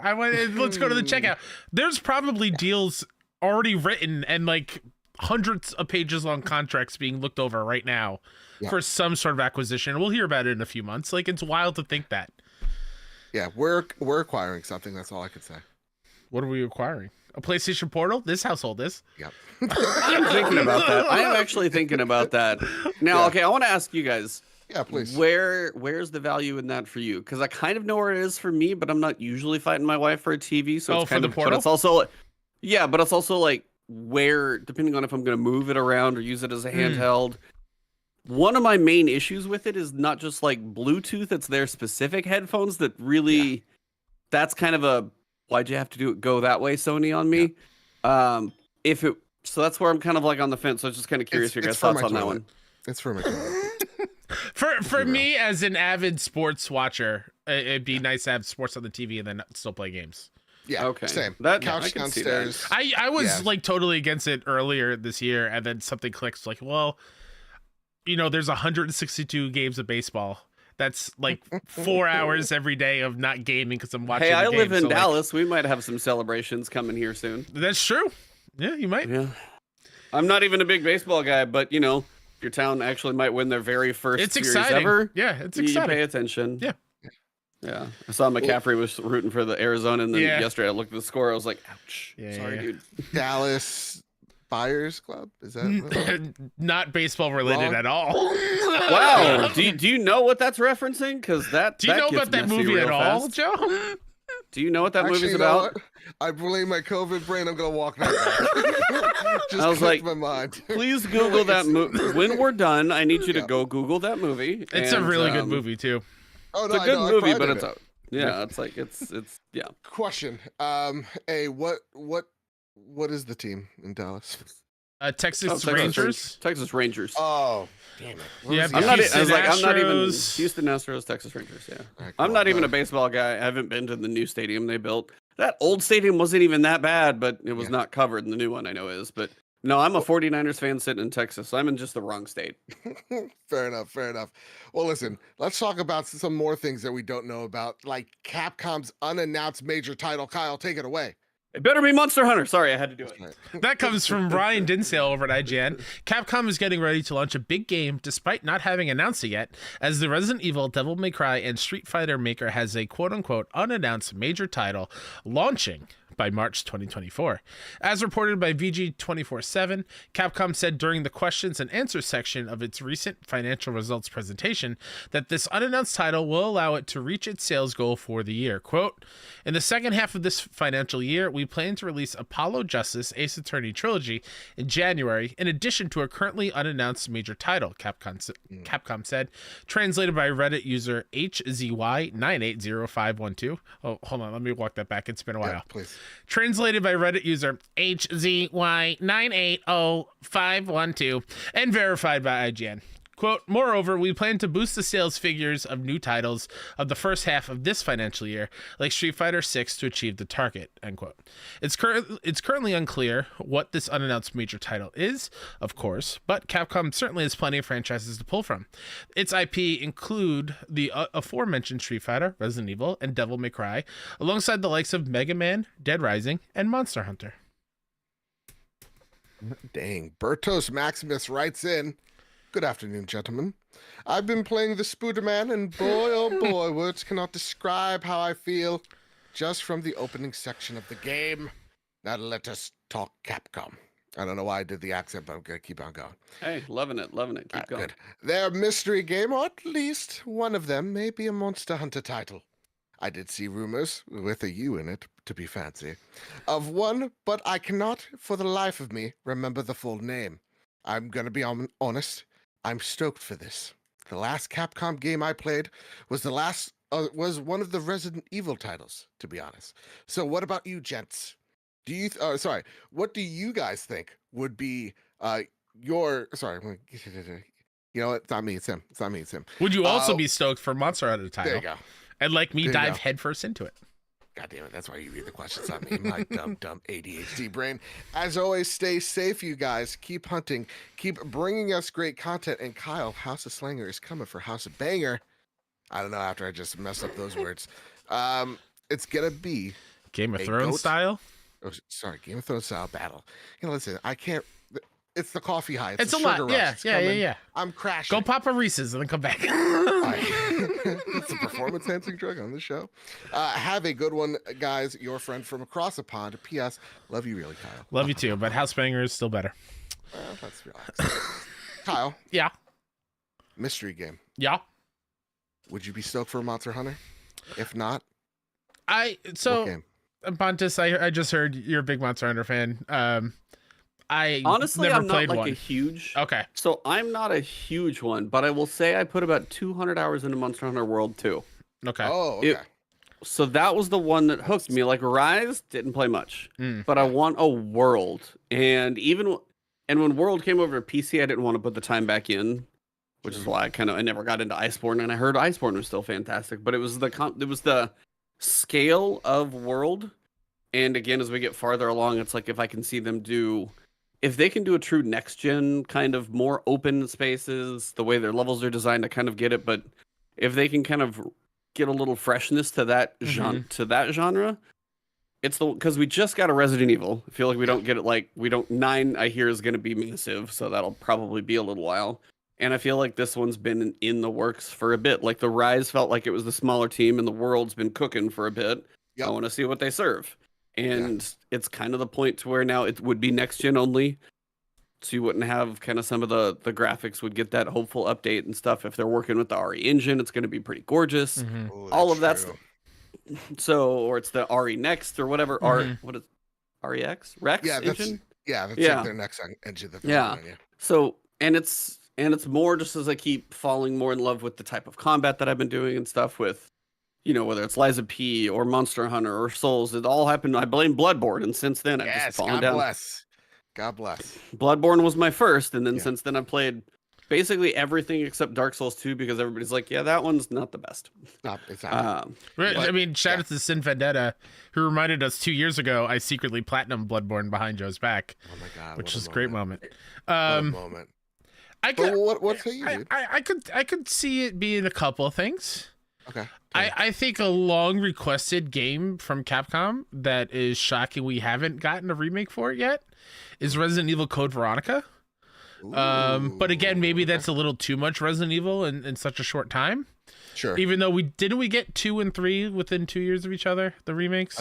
About a year. Yeah, so it But this is one's possible. supposed to come out. This one's supposed to come In out by March. like March. Yeah, exactly. When did 9 or when did 8 or what 4? When did that even? Yeah, no, that came out 4 in was March. So, March. March. Yeah, it would be less than a year. I don't think it's Resident Evil. No, yeah. So my other two are my long shot is Dino Crisis coming back.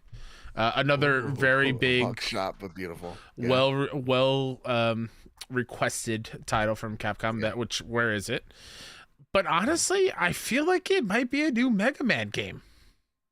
I want a new Just Mega Man game. just something I would in love my, Mega just Man. something Mega in my Man gut. 3 in the house right here. Something in my Mega Man 3 gut is my says jam. it's been a while since we've had a proper Mega Man game. That this could be the surprise. It's out by March, and everyone, because it makes it sound from this report like, yeah, no, sales figures are going to boost big time, especially because of this. That's why I can't unannounced see game. it being Mega. See, that's the thing why I can't see it being Mega Man is like you're gonna It's boost up sales figures. Mega Man doesn't have the same draw. It just And unfortunately. it does. It just hasn't been around lately for us to see that kind of draw. I mean, if they come out with like a 3D Mega Man crazy over the top, like something I'm not picturing in my head at all, they not could. like I mean, they could. I would be all here for trying one out, whatever that is. But my hunch, if it's something they feel comfortable on claiming millions of sales and that kind of thing, it feels like in the established genres that we've probably had, and we've seen the others. Dragon's Dogma's already been announced, which looks cool. Recently got Resident Evil. I was like, and we also got, Street Fighter. It feels like the Monster Hunter kind of fits the bill. Yeah. But absolutely. there's the tiny piece of me now that does hopefully see a Mega Man thing in a couple of years. I'd love to see a fresh take on it. I just don't know if they can do it justice again. Yeah, no, it's not a thing that's gonna do the Monster Hunter numbers. It's like Mega Man's one of those things where it does well. Don't get yourself down there, Kyle. But it's not gonna have the same draw as a Monster Hunter is. Oh, And I think I'm saying this not as like a Mega Man fan. okay. I'm not like I've maybe played a little bit. I like them fine. Just they're great. I'm sure they are. I'm also like a Mega Man 3 stan. Yeah, let's go. I also just got I reminded myself of another IP. It's not massive. It is massive, but I don't think it'll. It's what boost you sales. want, Kyle. It's not what I want. Okay, Onimusha's back, baby. There you go. I want a new Onimusha so bad. Honestly, knowing our fan base, let's make it Onimusha or Dino Crisis. But something tells me, I think it's like the 25th anniversary of Monster Hunter. Yeah. So it only makes sense. So I heard about that too. Yeah, the anniversary or something. Yeah, it's just a lot of signs nice point that little- direction. Yeah. It'd be a nice little Game Awards announcement, and then it's out in March. It's a nice just fast turnaround marketing wise. So Yeah, fair. makes sense. Awesome also to see Capcom doing great. I think they said it's like the 11th straight year of just growth. Yeah, they've been killing it. It shows. Maybe Their you keep showcases your aren't people great. around. Games are good. Yeah. Maybe you keep your people around a little while. They start making some really great games, start treating them right, paying them well. Maybe they make some Monster Hunter Worlds for you. That said, Kyle, where's Pragmata? I know it got delayed. Oh man. Are we ever gonna see that game? Speaking No, of probably games not. that Is might that get Capcom? canceled, that is Capcom. Yeah. God. Similar, I'm trying to see because if that's the one I'm thinking. that's the one that looked like Death Stranding, like the weird spacesuit. And Yeah. the girl. Okay. So it's like the little girl in the space. Yeah. Okay. Yeah. Probably. Probably not. I mean, if that gets canceled, that's 'Cause up there with PT being canceled as far as something we've seen, and then it's just gone. That would be.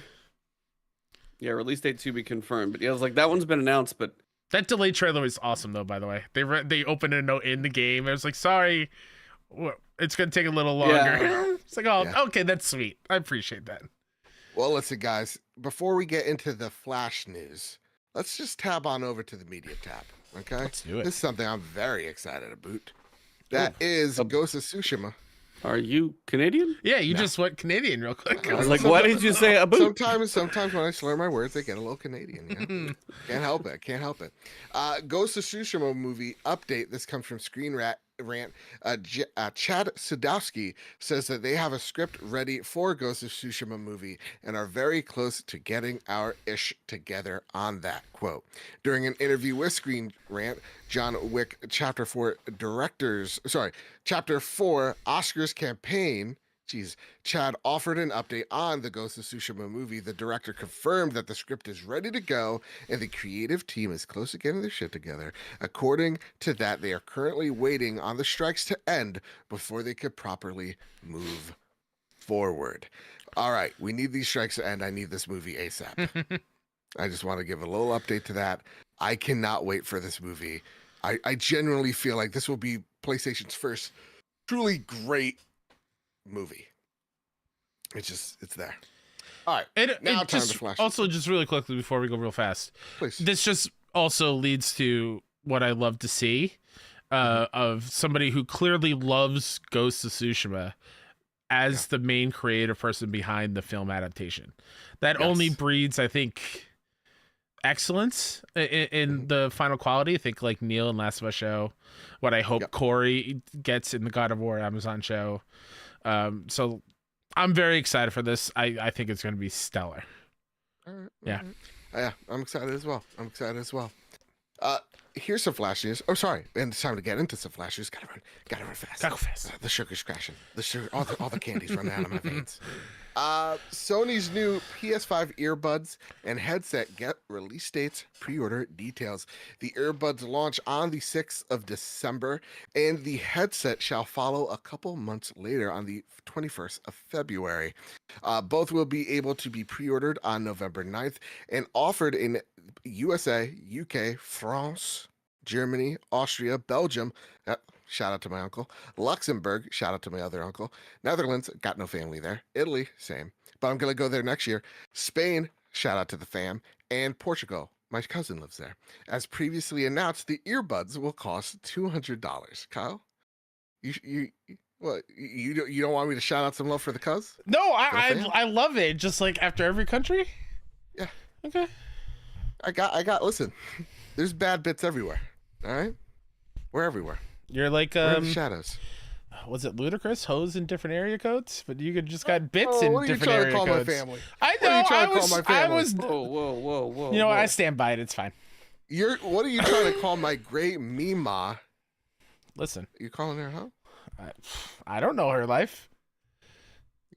Well, it sounds like you're saying faux show. Kyle, you got these earbuds? I don't know. $200 is a lot. Yeah. And as somebody who doesn't even game with headphones now, I don't know. Oh my God. Ebontis, I can't wait. The earbuds look cool though. They do. Yeah. They look so great. Cool. I can't wait to take these headphones off, pop those earbuds in, and I'm comfortable gaming again. You know? Ebontis, what say you? $200. It's an investment. I mean, I have AirPods Pro, so it's like I have a good set of headphones. But again, your PlayStation though. But for your PlayStation. And the fancy, what was it, PlayStation Link with the portal and whatnot? You put on like your phone. That's kind of the thing. If I sit here and look at the portal, is like, what is the audio requirements for the portal? Does it have to be these or certain ones? Which ones work with the portal? Both of these new ones, I believe, work with the portal. Okay. Yeah. They both have the link capability, whatever that means. I'm just telling you, it's there. I definitely, Kyle, I told you I'm going to be an adult. I probably won't get a portal, but I will probably take the money I would have bought a portal on and spend it on these earbuds because I'm a big earbud user. So this is what I want to see. That said, Kung Fu Temp Ops writes, with Black Friday coming up, what are you guys going to be looking at purchasing? I was hoping we would have more info on the PlayStation earbuds because I need new headphones, but it looks like I'll just have to keep waiting. Also, do you guys have any recommendations for gaming chairs? On the gaming chair specifically? Yeah. Just get a regular chair. Yep. They're not great. Honest to goodness, this one I got right behind me. Oh, it hurts my bum and it hurts my knee real bad. Yeah, I mean, if you just invest in in a really nice computer chair, you're probably going to enjoy it way more. I know there's one with crazy. I think that's the same chair I have right now, but mine's so destroyed. Herman Miller Aeron. Oh, I got a refurbished one. Oh, okay. So that's the thing. It's like if you can find that. So yeah, I got it for like half. Oh, that's good. But yeah, I know some people I have a friend who really loves his Secret Lab chair. He actually just got the Red Bull one since he's getting an F1. But if you can go for the true ergonomic ones, because even somebody like God, I'm trying to remember the name. Yeah, Please help me, Vertigear's 'cause- another one. Yeah, I got Yeah. the Secret Lab chair. I don't like it. I think the So foam's really uncomfortable, and again, it hurts the back of my knee really bad. I don't like yeah, it. you're gonna pay more, but as you sit your butt in these chairs all damn day long, Yep. it is generally worth the investment. So that's why I was like, instead of spending the $200 here, $200 here, put $400, $500, $600 into a damn good ergonomic chair with like mesh, lumbar support, like Mhm. good, like where the front tilts down so you get good leg circulation. There's The Secret it's Lab worth- chairs do not curve down in the slightest. And again, like I hate this chair with a passion. And Secret Labs, they'll never sponsor us. But I'm okay with that. I'm okay with that slander. It's been the worst chair I've owned. I It's like, can't that's wait to get not- rid of it. But yeah, if you find like a refurbished one kind of thing, that would be a way to look at some of those. Yeah. A lightly used chair, if an office is cleaning out or something, that's not a bad way to go. But Mhm. I've had good success with the ergonomic, but my buddy still loves the Secret Lab. At least he got away from like the actual racing chair kind of thing. Oh But God, yeah. They're awful. Yeah, they're awful. Yeah, get an office chair. That's the hidden thing. It's not flashy or whatever, yeah, but you don't need to advertise that you like Iron Yeah. Man in your chair.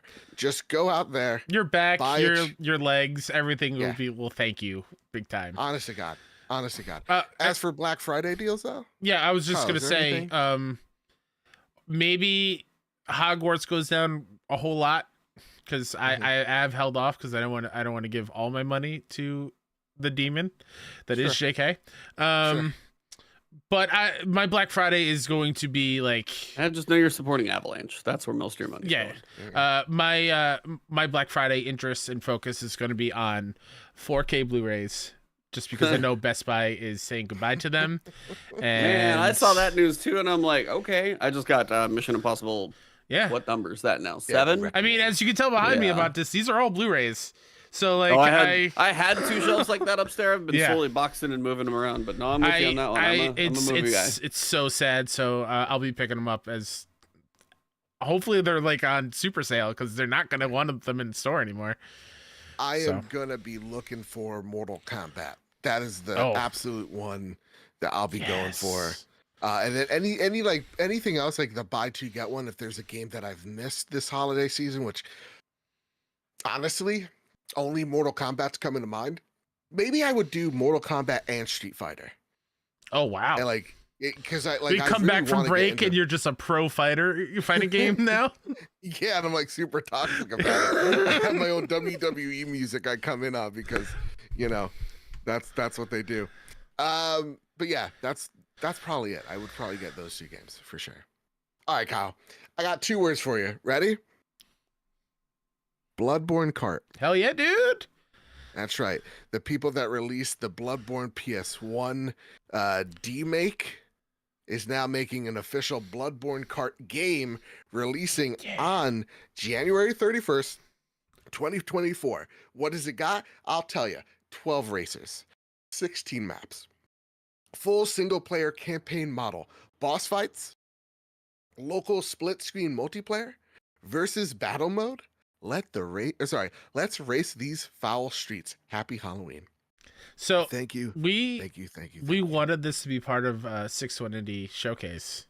Yeah. But they were afraid of getting in trouble with the IP.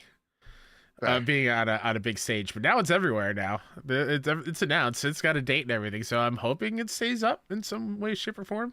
Yeah. And I want Papa my Sony movies. doesn't come down on them, but it looks fantastic. They did a fantastic job demaking everything in PS1 Mhm. models. It looks great. Yeah. This is awesome. I'm day one. This is God bless. God bless you. All right. PlayStation expects a full supply PS5 sales to push one of PlayStation's strongest holiday seasons ever. I don't really want to get into it. They're expecting big numbers. They want to sell that 25 million. They got Spider-Man. They got that Call of Duty bundle. It's going to happen. They hopefully have scalpers in check by now. Yeah, and there. It's going to probably happen. Good on you. Spider-Man, go play it. Now it's time for one of our favorite segments. It's called What You Been Playing. Kyle, Yeah. you've been busy rigging the entire Fantasy Critic League. Bravo to you, by the way. Sure. And while you've been rigging this Fantasy League from the start, I'll gladly wear the face paint. I'll gladly remember a Juggalo song. I'll gladly do it. Okay. Because I'm not just gonna cut and run. That's not what I'm about, Kyle. All right. I'll wear the Juggalo chains with pride. I think they wear chains. I don't know. Okay. I'll get Guy Fieri hair. I'm gonna dress up. I'm gonna make it a whole goddamn event. Are we gonna send you to their festival and you're gonna go on stage with them? Is that what I'm hearing? I hope. I hope before. Are you gonna podcast with Shaggy 2 Dope? I hope I do. Now, cross that one off a bucket list, you know? I've been playing Alan Wake 2. Hell yeah, dude. Same. All right. Oh my God. Everything you said about this game is right. Right? Guys, this is whatever Remedy puts out anything, I'm going to be there day one. Mm-hmm. They've now entered that echelon. Like, even after Control for me, because that was my first like step into Remedy. After I'm now 13, 14 hours in, it just keeps one-upping itself. It is day one, no matter what. It's like, to me, it's entered the realm that like From Software has. It's like whatever From Software puts out, I'm gonna be getting it day one. Ebontis got to take care of those dogs, but I'm gonna be getting them day one, right? Like that's what Remedy is for me. There is, as a person that is new to Alan Wake, always like understood the allure to it, or like the love that fans have for it, the cult following that it's garnered. I was nervous getting into this game that I'm like, I didn't play the first game. Am I gonna have that love, that admiration for it? Am I gonna even understand what's going on? And the one thing that I love that they start off with is the new character, because you're really just uncovering what's gone on in the first game so well in the first hour that I really do feel like whether you are a returning fan, you're appreciating a bit of a recap, or just appreciating the shout outs and the callbacks too. And if you're a new fan and you're getting in there for the first time, you're just uncovering a whole bunch of lore about how this world works. Yeah. And, you know, we were talking even before the show, because this is not a spoiler in the slightest bit. This is a connected universe to Remedy, other Remedy games. Oh my God, to see those callbacks too. If you're a new fan, you're wondering what the FBC is, and you're like, I want to know. Maybe I want to go play Control. And if you're a Control fan, like both of us are, you're just like, wow, I understand that reference. Not even reference, just full blown characters. Yeah, that you will run into, and reading whiteboards and alluding to a character in Control. I'm like, oh my God. Even a certain character being an actor from another Remedy game that I was shocked at. Game I never played, but that's him. That's the main character of that game. See, the thing here with Alan Wake 2 is it's not just like the callback to this awesome interconnected world. It's also doing some things that really push the genre forward in terms of like audio. For me, the first 15 minutes shows what type of horror this really is, and it really isn't like a horror game where it's like action focused like Resident Evil 4, or it's more about like the when you see them you're going to be scared, like Hitchcockian, like the way that Dead Space 1 opens up. It's very psychological. There's some jump scares, but it's mostly psychological. Sure. Yeah. But like it's playing with your mind of like, you as a player expect something to be in the corner and it's not there. You as a player expect something to come at you when you're going through a crawl space and it's not there. It's perfect at building tension at just the right intersections. And then when the things finally appear, oh my God. It is terrifying. Just wait till you get to playing as Alan Wake, which is not a spoiler. You can switch. Dual protagonists. Dual protagonists. The Alan Wake section show are like next level. Yeah. I can't wait. I truly can't. I'm 4 or 5 hours in, and like I'm at work and I'm like, I want to play this game so bad, but I need to play it with headphones. I need to play it at night. It does deserve that. Absolutely. I will tell that to anybody. Surround or headphones. I played it I turned the lights off in my office when I played. Yeah. Like, set the atmosphere right. I know if these games aren't for you, you probably want the lights on, and that's fine. You'll still have a good experience. But yeah, if you're up for it, yeah, set the atmosphere. There's not much that I don't like about this game.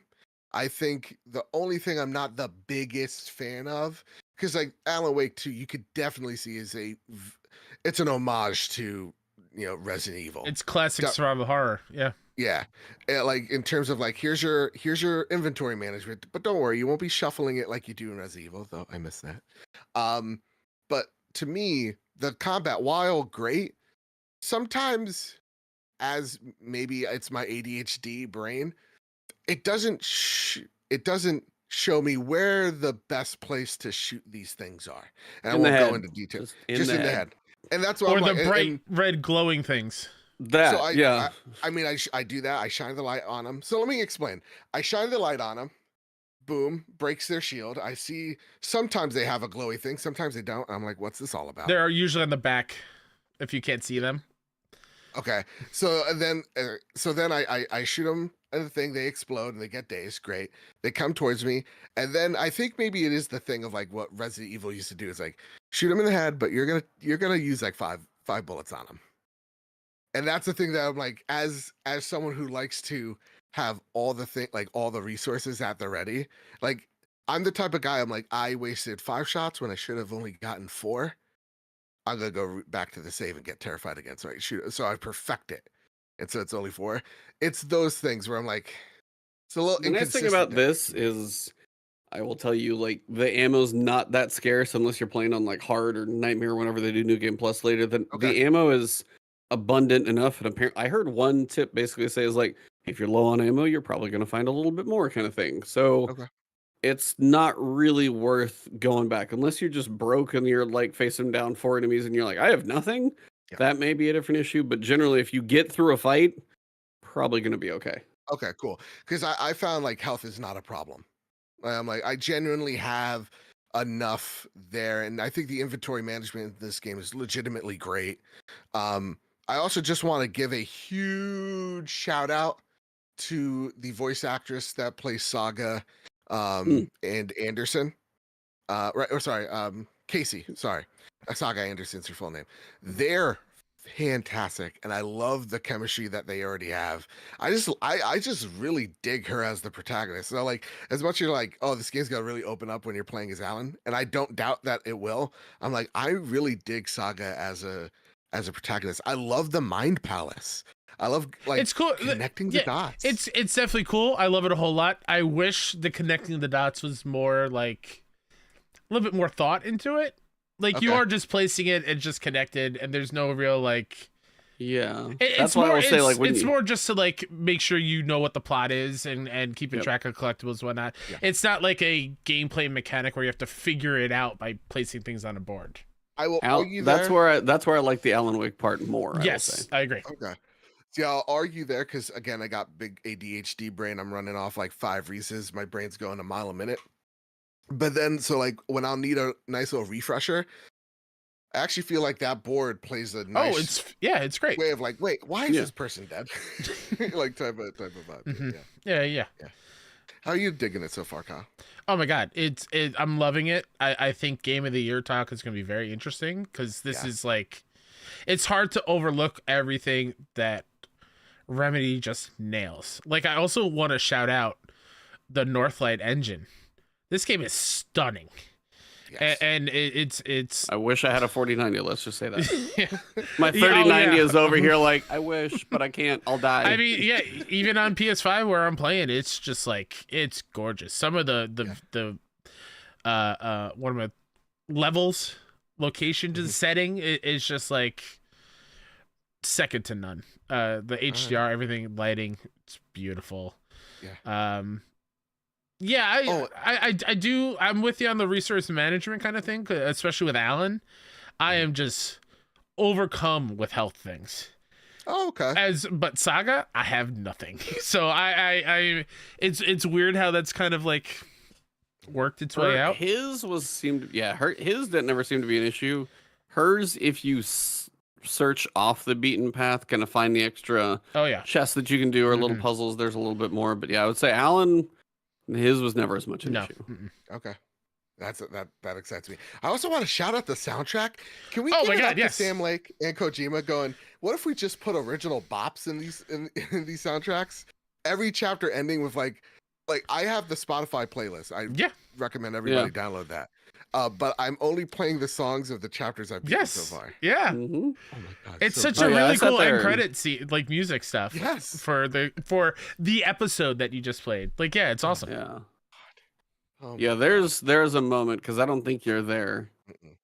You know what I'm talking about. It's the You're ashtray there. maze moment from Control in Alan Wake 2. Yeah, apparently. See, I gotta play Control at some point. I'll get to that moment's fantastic in Control, Ebontis. But in this one, I literally just like sat down the controller and was just like, I just listened, was going along with it. I don't want to even say the name of the chapter because it will give it No, away. I won't. Yeah, because It's- when it happens, you're like, what? Oh my God. I will say it is like you're playing as Alan. That's all I'll say. Yep, it's an Alan chapter. It's That's just- it. And when it happens, I'm just, my jaw is like, and that's one of those things where I kind of go back to it being such a special game, a studio that I'm so happy gets to make what they make, because if I can't picture many other studios saying, hey, we want to do this in a level, and everybody who they pitched it to looked at them like they're absolutely insane to go, we're not doing that. And over here, Remedy's like, yeah, we are. Yeah. And it's that type of thing that sets this apart to be, it is a special game. Like, is Alan Wake going to be part of the Game of Year conversation? We got Tears of the Kingdom, this, that, and the other, and you get done with like, it's in the mix, definitely in the mix. I don't know where it all lands, and everybody's going to have different preferences, and I don't want to be on any website panel trying to figure all that stuff out, because God, that's going to be awful. But God bless you. I'm just going to say, hey, these are my favorite games in no order. I'm not even just bullet list. There's not even going to be a number to it because there's too many good ones. I think Alan Wake 2 is the blueprint of what can happen with higher ups in certain studios that allow the team to take risks. And just seeing the fruit of that kind of risk-taking behavior. Because it's just like some parts of this game was like, I've never experienced this before, and it works so well. It's like one of a kind of an experience. I'm so happy they finally got to do a survival horror too. It just melds so perfectly with Remedy. And I I think, love this game so much. like you said, the game is gorgeous. And I think one thing that plays into that, when you get into the Alan sections especially, you'll kind of see where, like, if I had a 4090 and path tracing and everything, I'd just be like jaw on the floor. It's gorgeous even playing on mine. Like, I was playing 4K, kind of rent DLSS, kind of like 1440 up. Still looked damn good, but I had to turn ray tracing off because it took me down to 8 frames a second. God bless. So that wasn't playable. But they actually use, and this is one thing, I guess, when you're like, how does the studio, I don't know how big Remedy is, they use the spaces they have very well. Yes. They don't need massive spaces when they use them the way they do. And in this game, and you haven't seen it yet, the creative ways they use these spaces, I think, is extremely intelligent, but also allows them to work more on detail of sections where, let me build a level that's like 3 times as big, or let me work on these moments that are almost more impactful, but it doesn't have to be any larger in size. It's hard to describe without spoiling it for you, so you'll know when we get there. But like the way they use the level spaces, they get a lot of mileage out of everything. But I feel like it's usually done in a fair way where I'm not like, oh, I'm back here. I'm like, oh no, it's like it all seems to kind of hit about right. All right. I'm excited to see it because, even just like, again, like 4 hours, 3 hours into it, I'm just like, man, you're right. Like every inch kind of matters. Like there's something there. And just, again, like playing with the tension, Dev, of which I've seen so far, even when you hit like the crescendo moment, it's just, it's so damn well paced so It's far. like you haven't seen nothing yet either. And again, and I can't I love that you're that early though, because it's so nice to just be like, I know what you've got ahead of you, and it's just there are really moments in this one that just, man, because like there's one part where like there's one story that a side story I'm going into, and again, like there's a cool like Control reference to it, and I'm like, there's gonna be a jump scare here. There's gonna be a jump scare here. There's gonna be a jump scare here. Like I'm walking in this cabin, what's going on? There has to be this thing, and it's not there. but like they built, and you think the tension's just Mm-hmm. gone, and then it creeps in at the end. It's like, oh my god, I'm- guys are good at this. On that note, bringing it back to how we started the show. Yeah. The I forgot what they're called. Like the nursery rhymes puzzles. Yes. Are Oh, you that's- enjoying those as a non-puzzle person? Again, I'm googling them. Oh, okay. Okay. I just go. I get it. Everybody's been yelling at me like they're so simple. I'm like, I see puzzle, I see Google. Okay, I don't know. I just want to be scared. People have to understand. You're using I need to get you like review copies of some of these games, Please, so you don't get that option. please, because honest to God, I got 45 minutes until my shift starts. I need to get scared out of my mind. This is how I'm going to choose to do it. It's not being stopped via, Joe's using that picture-in-picture mode on PS5 with Google on one side and the game on the other. Yeah. You think I'm solving any of the doll things now? Okay. I'm reading like the story, like little things of it. So Well, speaking of Nursey, I don't know what made. I swear you said the word doll, and all I was thinking of was like Resident Evil, the dollhouse. yeah. Screw that level, man. I'm okay on horror stuff, but like there are moments in there I'm just like, I'm good. Yeah. I can handle it, but I don't need any more of it. Dewani Raksha writes in chat, Joe can't complain about easy. You're platform. true. That's true. I get to complain about him. Next Fair week, you're going to be like, yeah, I platinumed The Witness. I did it in 6 hours. All I did was read the walkthrough. I didn't even look at the screen. Oh, see, The Witness is one of those games. I'm like, I haven't ever had to feel like I learned a new language. That's what that game made me do. But I was like, I had it's legal cool pads. Oh, I had Notes. notepads. I was writing stuff down too. You're not alone. But I love a game that like is like, how am I gonna? I'm like, I need to see this in a different way, and I'm over here doing it. I'm like, If the game's really like in the beginning, I was like, let me write down these symbols. This is neat. But like if I got I got an hour before I got to go to work. I want to get through some Alan Wake. That puzzle's just in the way. I got to solve it. Yeah, That's it. it's fair. I'm not that smart. People gotta understand that. All right, hey guys, I got a question for you. Are you holding on to anything? Water. Ebontis, are you holding on to something? Kyle, you holding on to something? Guess what? You were holding on to it last week. I'm gonna hold on to it as well. Oh, you have all 19 inches? Oh my God, I fit it so well. I thought about getting that, but I just couldn't justify it. I Twins! justified it. We're twins. See, that right there would pay for my portal. So that's what I did. Yes. Yes. Actually, my best friend, she saw the statue because she was like, really? You spent $250 on the statue and you bought the console? I'm like, huh? Then she sees the statue. She's like, legitimately jealous. That looks awesome. It looks I like everything I've seen. I'm like, I was this close like multiple times. It looks Ugh. gorgeous, but I just Looks went, gorgeous. no, I'll just go digital and do my thing over God here bless. without Like the Lord statue. intended. Like the Lord intended. Anyway, prepare the drop. Here are the latest steals and deals coming to the PlayStation storefront. On October 31st, Jusant on PS5, Headbangers Rhythm Royale on PS5, PS4, Played Up on PS5, The Foglands on PS5. Very excited. Just got a code for this. Going to be playing it on PSVR 2. Very, very excited for Foglands. That's something I've been excited about for a very long time. The Forest Cathedral on PS5 on November 1st. This Bed We Made on PS5. On the 2nd of November, Achilles Legends Untold on PS5. My Time at Sandrock at PS5. On PS5 and PS4. Phantom Blade Executioners on PS5, PS4.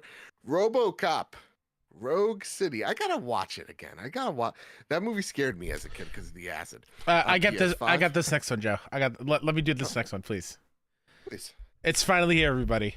Star Ocean: The Second Story R, PS5, PS4. Let's go. Let's Finally, best RPG. One of the best RPGs ever made. One of my favorites. Is finally here on modern consoles. The collection is complete. And let's talk about the game of the year. Damn it. My favorite blue people. The Smurfs 2, The Prisoner of the Greenstone on PS5. I thought you were actually PS4. going to say Avatar for a second. I was like, wait, what? Avatar. the Talos Principle 2 on PS5, PS4. Thirsty Suitors on PS5, PS4. Vampire the Masquerade. Justice on PS5. The 3rd of November, DreamWorks All-Star Kart Racing on PS5, PS4. A Bloodborne kart, so I'm out. EA Sports on PS5. I know it's WRC. Okay. Don't worry about it. Don't worry about it. I'm not that totally lost. Okay, I learned from the Dallas Buyers Club reference that I got canceled by. I'm not gonna make the same mistake twice. Ebenezer. That didn't go well. It did go well. That joke did not land right directly on space. Ebenezer, the Invincible World on PS5, PS4. That is the Christmas Carol Metroidvania. You play as Ebenezer Scrooge. It's awesome. There you go. There you go. Jumanji, The Wild Adventures on PS5. Roller Coaster Tycoons Adventure Deluxe, PS5, PS4. We all know we're going to make roller coasters half-made and they see people fall to their doom. The Silent Swan on PS5, and I think the game that Ebontis was talking about earlier, Quantum Error on PS5. Maybe an error while they're making. What a stacked week. Yeah, I mean, it's a lot. Quantum Error. November 2nd alone. Don't do it. We. Don't do it. No, it's one of the I don't want to crap on anybody making a game. I never do, because like anybody trying to put anything out there and actually get it published, like more power to you. That being said, should have been an indie title pricing. It either should have been an early access, but it's like if you I hadn't seen much. I saw a preview that I thought looked kind of good, and then when I booted it up, I was like, am I playing the same thing? And then I watched gameplay. If you watch gameplay and it still looks good to you, maybe, but please watch gameplay before you buy it. That's the best way I can say it. I will echo the same thing, but once you start doing the whole console war thing to sell units to get attention, that's why I have no feelings for it. You know? I heard the reviews come out and then people brought that up. I was like, oh yeah, that's the whole thing too. Mm-hmm. That's how I know that game exists, sadly. I was like, oh, I'm not going to support people that do that. So that's what I do. That said, Kyle, it's time for our favorite segment, but sadly the last segment of the night. It is time for the Sony Pony Express. Yeehaw! Kyle, take away the first question, sir. MKen10 writes in, question for the Sony Pony Express. Yeehaw. If rumors are true about the upcoming God of War DLC being Spider-Man Miles Morales size, then are you hoping this trend sticks for good? The hopes that these smaller scale games can come out between massive big budget titles could be a real good answer to the time it takes for these games to come out. What other IPs would you like to see take this approach? Your answers don't necessarily have to be a Sony exclusive. So I've been echoing this for a few weeks. I do want to like put some, put an asterisk here. More games need to be this size. Like smaller the better. But when I say that, I mean scope. I do not have 100+ hours anymore. But that doesn't mean you can't go out there and make a Baldur's Gate, or shouldn't make a Baldur's Gate, 3 type of experience. But not every game needs to have everything. And so I think of a game like Alan Wake, of which you could platinum in like 25 hours, and that being a good concise story that it's telling. Like Spider-Man, a great example. 30 hours for that platinum, 20-ish hours to beat that story. Perfect. That's great. I don't need to be lost in the world for 80 to 100 to 200 hours, and I just don't have that time anymore. So to me, it's not like those games shouldn't exist because I put 100+ hours into games like Hitman 3. It just, they can't all be that. So yeah, I hope this trend, we keep seeing more of it, because I do love a good Miles Morales. So yeah. Kyle, what say you? Yeah, I wouldn't mind it, but maybe I'm the weird one here. I kind of like the wait in between big games. It just makes like the anticipation. I feel I enjoy that when it comes to like, obviously not when it's super long in between games, but a little bit longer is fine by me. I also don't want to be just oversaturated with new entries of an IP every 2-3 years. Yeah. Then that will cause a whole nother issue and burnout, and I don't want that either. Yeah, fair enough. Ebontis, what say you, sir? Yeah, I'm basically kind of similar. I enjoy the moments that we get, as long as they don't feel like they come up too often. Yep. If they're the right size and it's a story worth telling. It's the biggest thing. I don't want to get fluff. I don't need it to be a waste of my time. I don't need to feel forced. Miles was great. You had the city, you had the assets, you put a different skin on Spider-Man, you tell a different story. Yep. And that was great. Like both of those games brought me to tears. So I'm like, okay, yeah, totally worth it. I mean, but something like Horizon Forbidden West, you do get a DLC, those come out, and it's like I enjoy the add-ons because, as we said a long time ago in this podcast, these giant AAA games are a giant risk.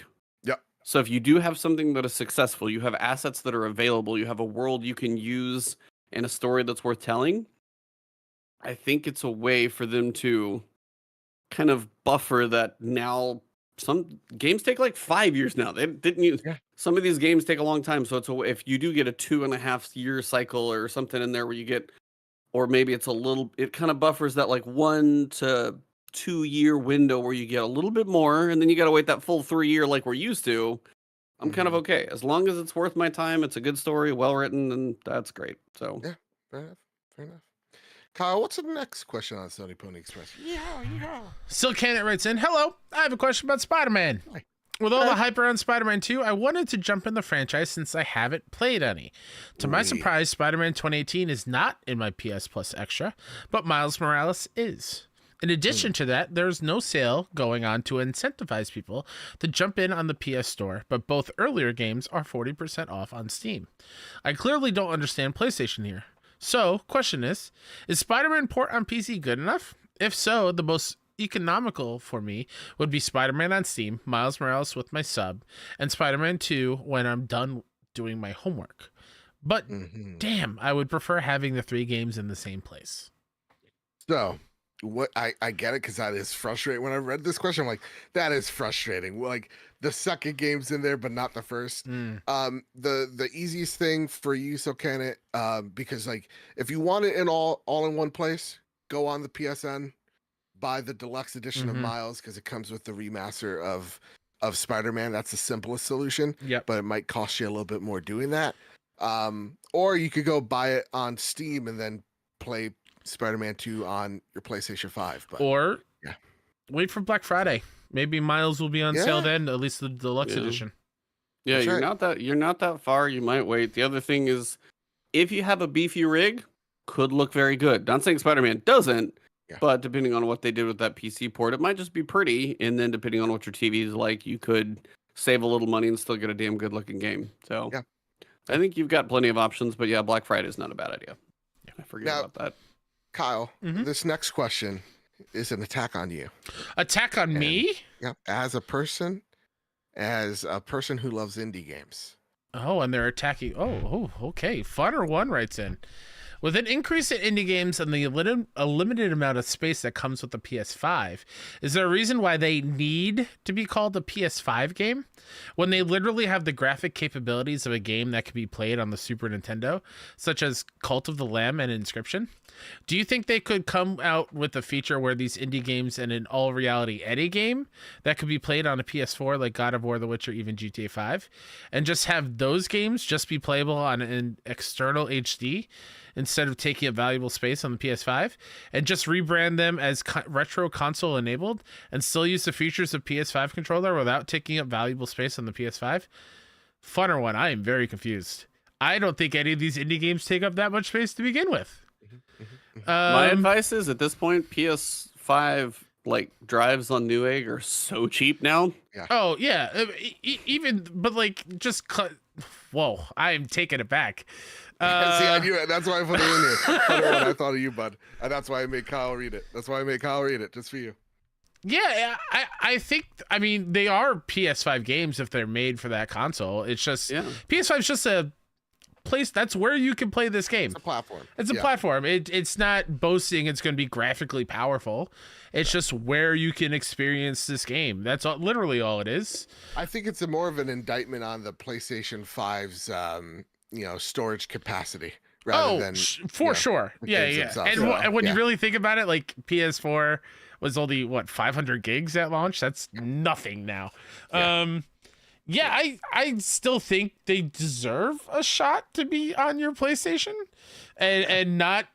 I think rebranding them as retro console enabled, I think does a disservice to indie games as a whole, because some of the time indies outshine AAA games, and so in story, music, setting, graphically, so it's a little disservice to be like, oh, they're a retro thing.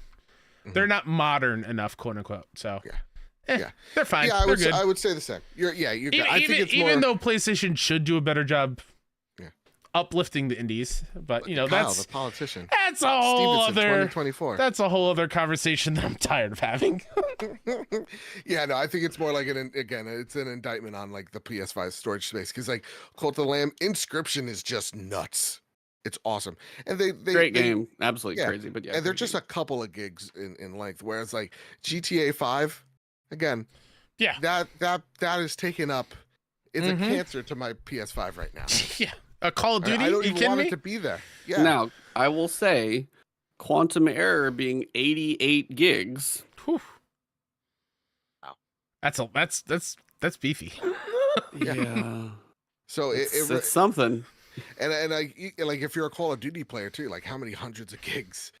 I mean, as an MLB The Show player who's had it installed all year, with all the updates, that's close to I think 200 gigs, if I'm not mistaken. Jeez. So like sports games take up a ton too. Like NBA 2K is ridiculous. It happens. Fair enough. And last question on the Sony Pony Express. Yeehaw. Cinderloo 671 writes in. So scrolling through my various movie subscriptions looking for something to watch. Oh boy. I found The Nutty Professor and remember liking it as a kid. Wow, I haven't thought about that movie in forever. How about this? Flubber. Remember Flubber? I remember Flubber. The OG or the Robin Williams one? Because there's two. There was an OG? I only think of Robin Williams. So I thought about if there were movies, which character would I want in this one-man show scenario? For the next 5 to 10 minutes, I was laughing like a maniac thinking about Kratos playing all the various roles for God of War 2018. Yeah. Time for a random dumb question. Which character would you like to see perform their own one-man show? So we're talking about the character in the game playing all the other characters? Yep. Norman Osborn in Spider-Man 2018. I was gonna say Ratchet from Ratchet and Clank. I feel like he could just play the whole story out on his chest, you know? Yeah. But I also think of like I don't know why this question got me thinking of like I would love a Brooklyn Nine-Nine, but like replace the characters with PlayStation characters. Like Kratos is definitely Holt. Oh yeah. You know.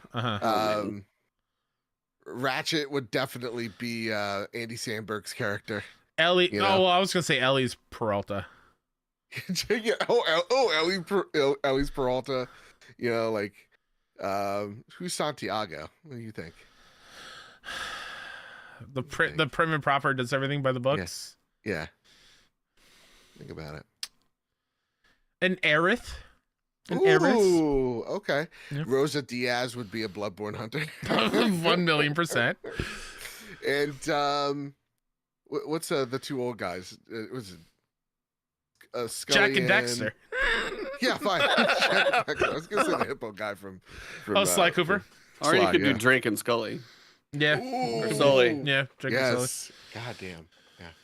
There you go. But one-man band, I would say, yeah. Ooh, Astrobot. Astrobot already does it. Yeah. Yeah. I'm just trying to think of like what I said, like Norman Osborn in Spider-Man 2018. Yeah. The scene at the end when a certain character dies. Oh, yeah.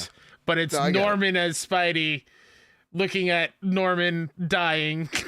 Like it's a weird visual. A weird meta situation. Yeah. Sure. Or like, and then like Norman Osborn kissing Norman Osborn in 2018. Yeah. All right. Y'all are ridiculous. Hot. I don't know if that's the word I'd use, but you know. That has been the Trophy Room this evening, ladies and gentlemen. I hope you all enjoyed. Before we get on out of here, Ebontis, is there anything you'd like to spotlight? I mean, right now, still just kind of, if you guys want to find my channel, whether it be Twitch or YouTube or Twitter, it's Ebontis, Ebontis. If you see a cheetah logo, that's me. And then on Thursday nights, I host the Last Word podcast on my YouTube channel, just about the same time this one started, 7 p.m. Eastern time. Yeah. And link down there in the chat, link in the description as well. Ebontis, thank you all so much because your insight today has been incredible. Someone who knows Destiny, who's been covering it for 6+ years. I really appreciate you coming out, taking out the time out of your day to talk to us about the situation, and all that, man. You've been fantastic. Thank you so much for coming on, man. Oh, thanks for the invite. It was my pleasure and honor. I appreciate joining you guys and having a chance to talk. And yeah, it seems like we're learning more as we go. I don't know if there's even going to be a TWAB tomorrow. It might be the first time I haven't seen a TWAB in, I don't know, outside of a Christmas break in 10 years. It's going to be really, really weird. So I don't know what's going to happen. So follow it, check it out, and yeah, we'll see what happens. And follow Ebontis for all the updates to all that. Kyle, is there anything you'd like to spotlight before we get on out of her? Myself, Mr. K Step everywhere. Like Joe mentioned at the beginning of the show, Extra Life is a combination between Trophy Room and 6-1 Indie, which is the indie game outlet that I co-founded. You can find everything out at 61indie.com. 6-1 Indie pretty much everywhere. And yeah, fun times. And make sure you check us out as we do our Extra Life giveaway again, or sorry, Extra Life stream with us and 6-1 Indie over on their YouTube, their Twitch, their TikTok. I didn't even know you could do that. Look at me finding out things on the fly. On November 11th, link to all that. I'll be probably making a post each and every day, so make sure you follow us over at PS Trophy Room. Follow me over at Mr. Badbit. Follow Kyle at Mr. K-Step over on Twitter to get all the updates. And again, some cool exclusive merch coming on through to help those sick kids. So yeah, this is it's always fun to do this each and every year. You know, the loss of Marty definitely threw a wrench in the plans of like what we wanted to do this year, or not just Extra Life, but all of it. And so I'm just so thankful and lucky to have people like Mike, like Kyle, like Kelsey, just the whole 6-1 crew, just, you know, bringing me in to have, you know, to be part of all the festivities. So I can't wait to have a really awesome weekend with you and the crew over at 6-1 and helping kids in need over on their channel. November 11th, again, we'll be promoting the crap out of it from here until the day of. So yeah, with all that said, with all that out of the way, everybody, we love you all so very much. Please, if you like this show some support over at patreon.com/PS Trophy Room. It really does help us out. You can rate us 5 stars over on Spotify and Apple Podcasts. And guess what? We are like 5 reviews away from 650 on Spotify. So give us those 5-star reviews on Spotify. It really does help us out. We are 336 on Apple Podcasts. It really does help us out. 5 stars gets us a long way, helps beam us on top of the top 100s of just leisure and video games. It gets more eyes on us, which means we get to grow this big, beautiful family that we call home over here at the Trophy Room, a PlayStation podcast. So with all that said, with all that out of the way, everybody, keep your wits about you, keep hunting, and keep playing PlayStation. See y'all. Bye. I love you. And we're out. Ooh, I don't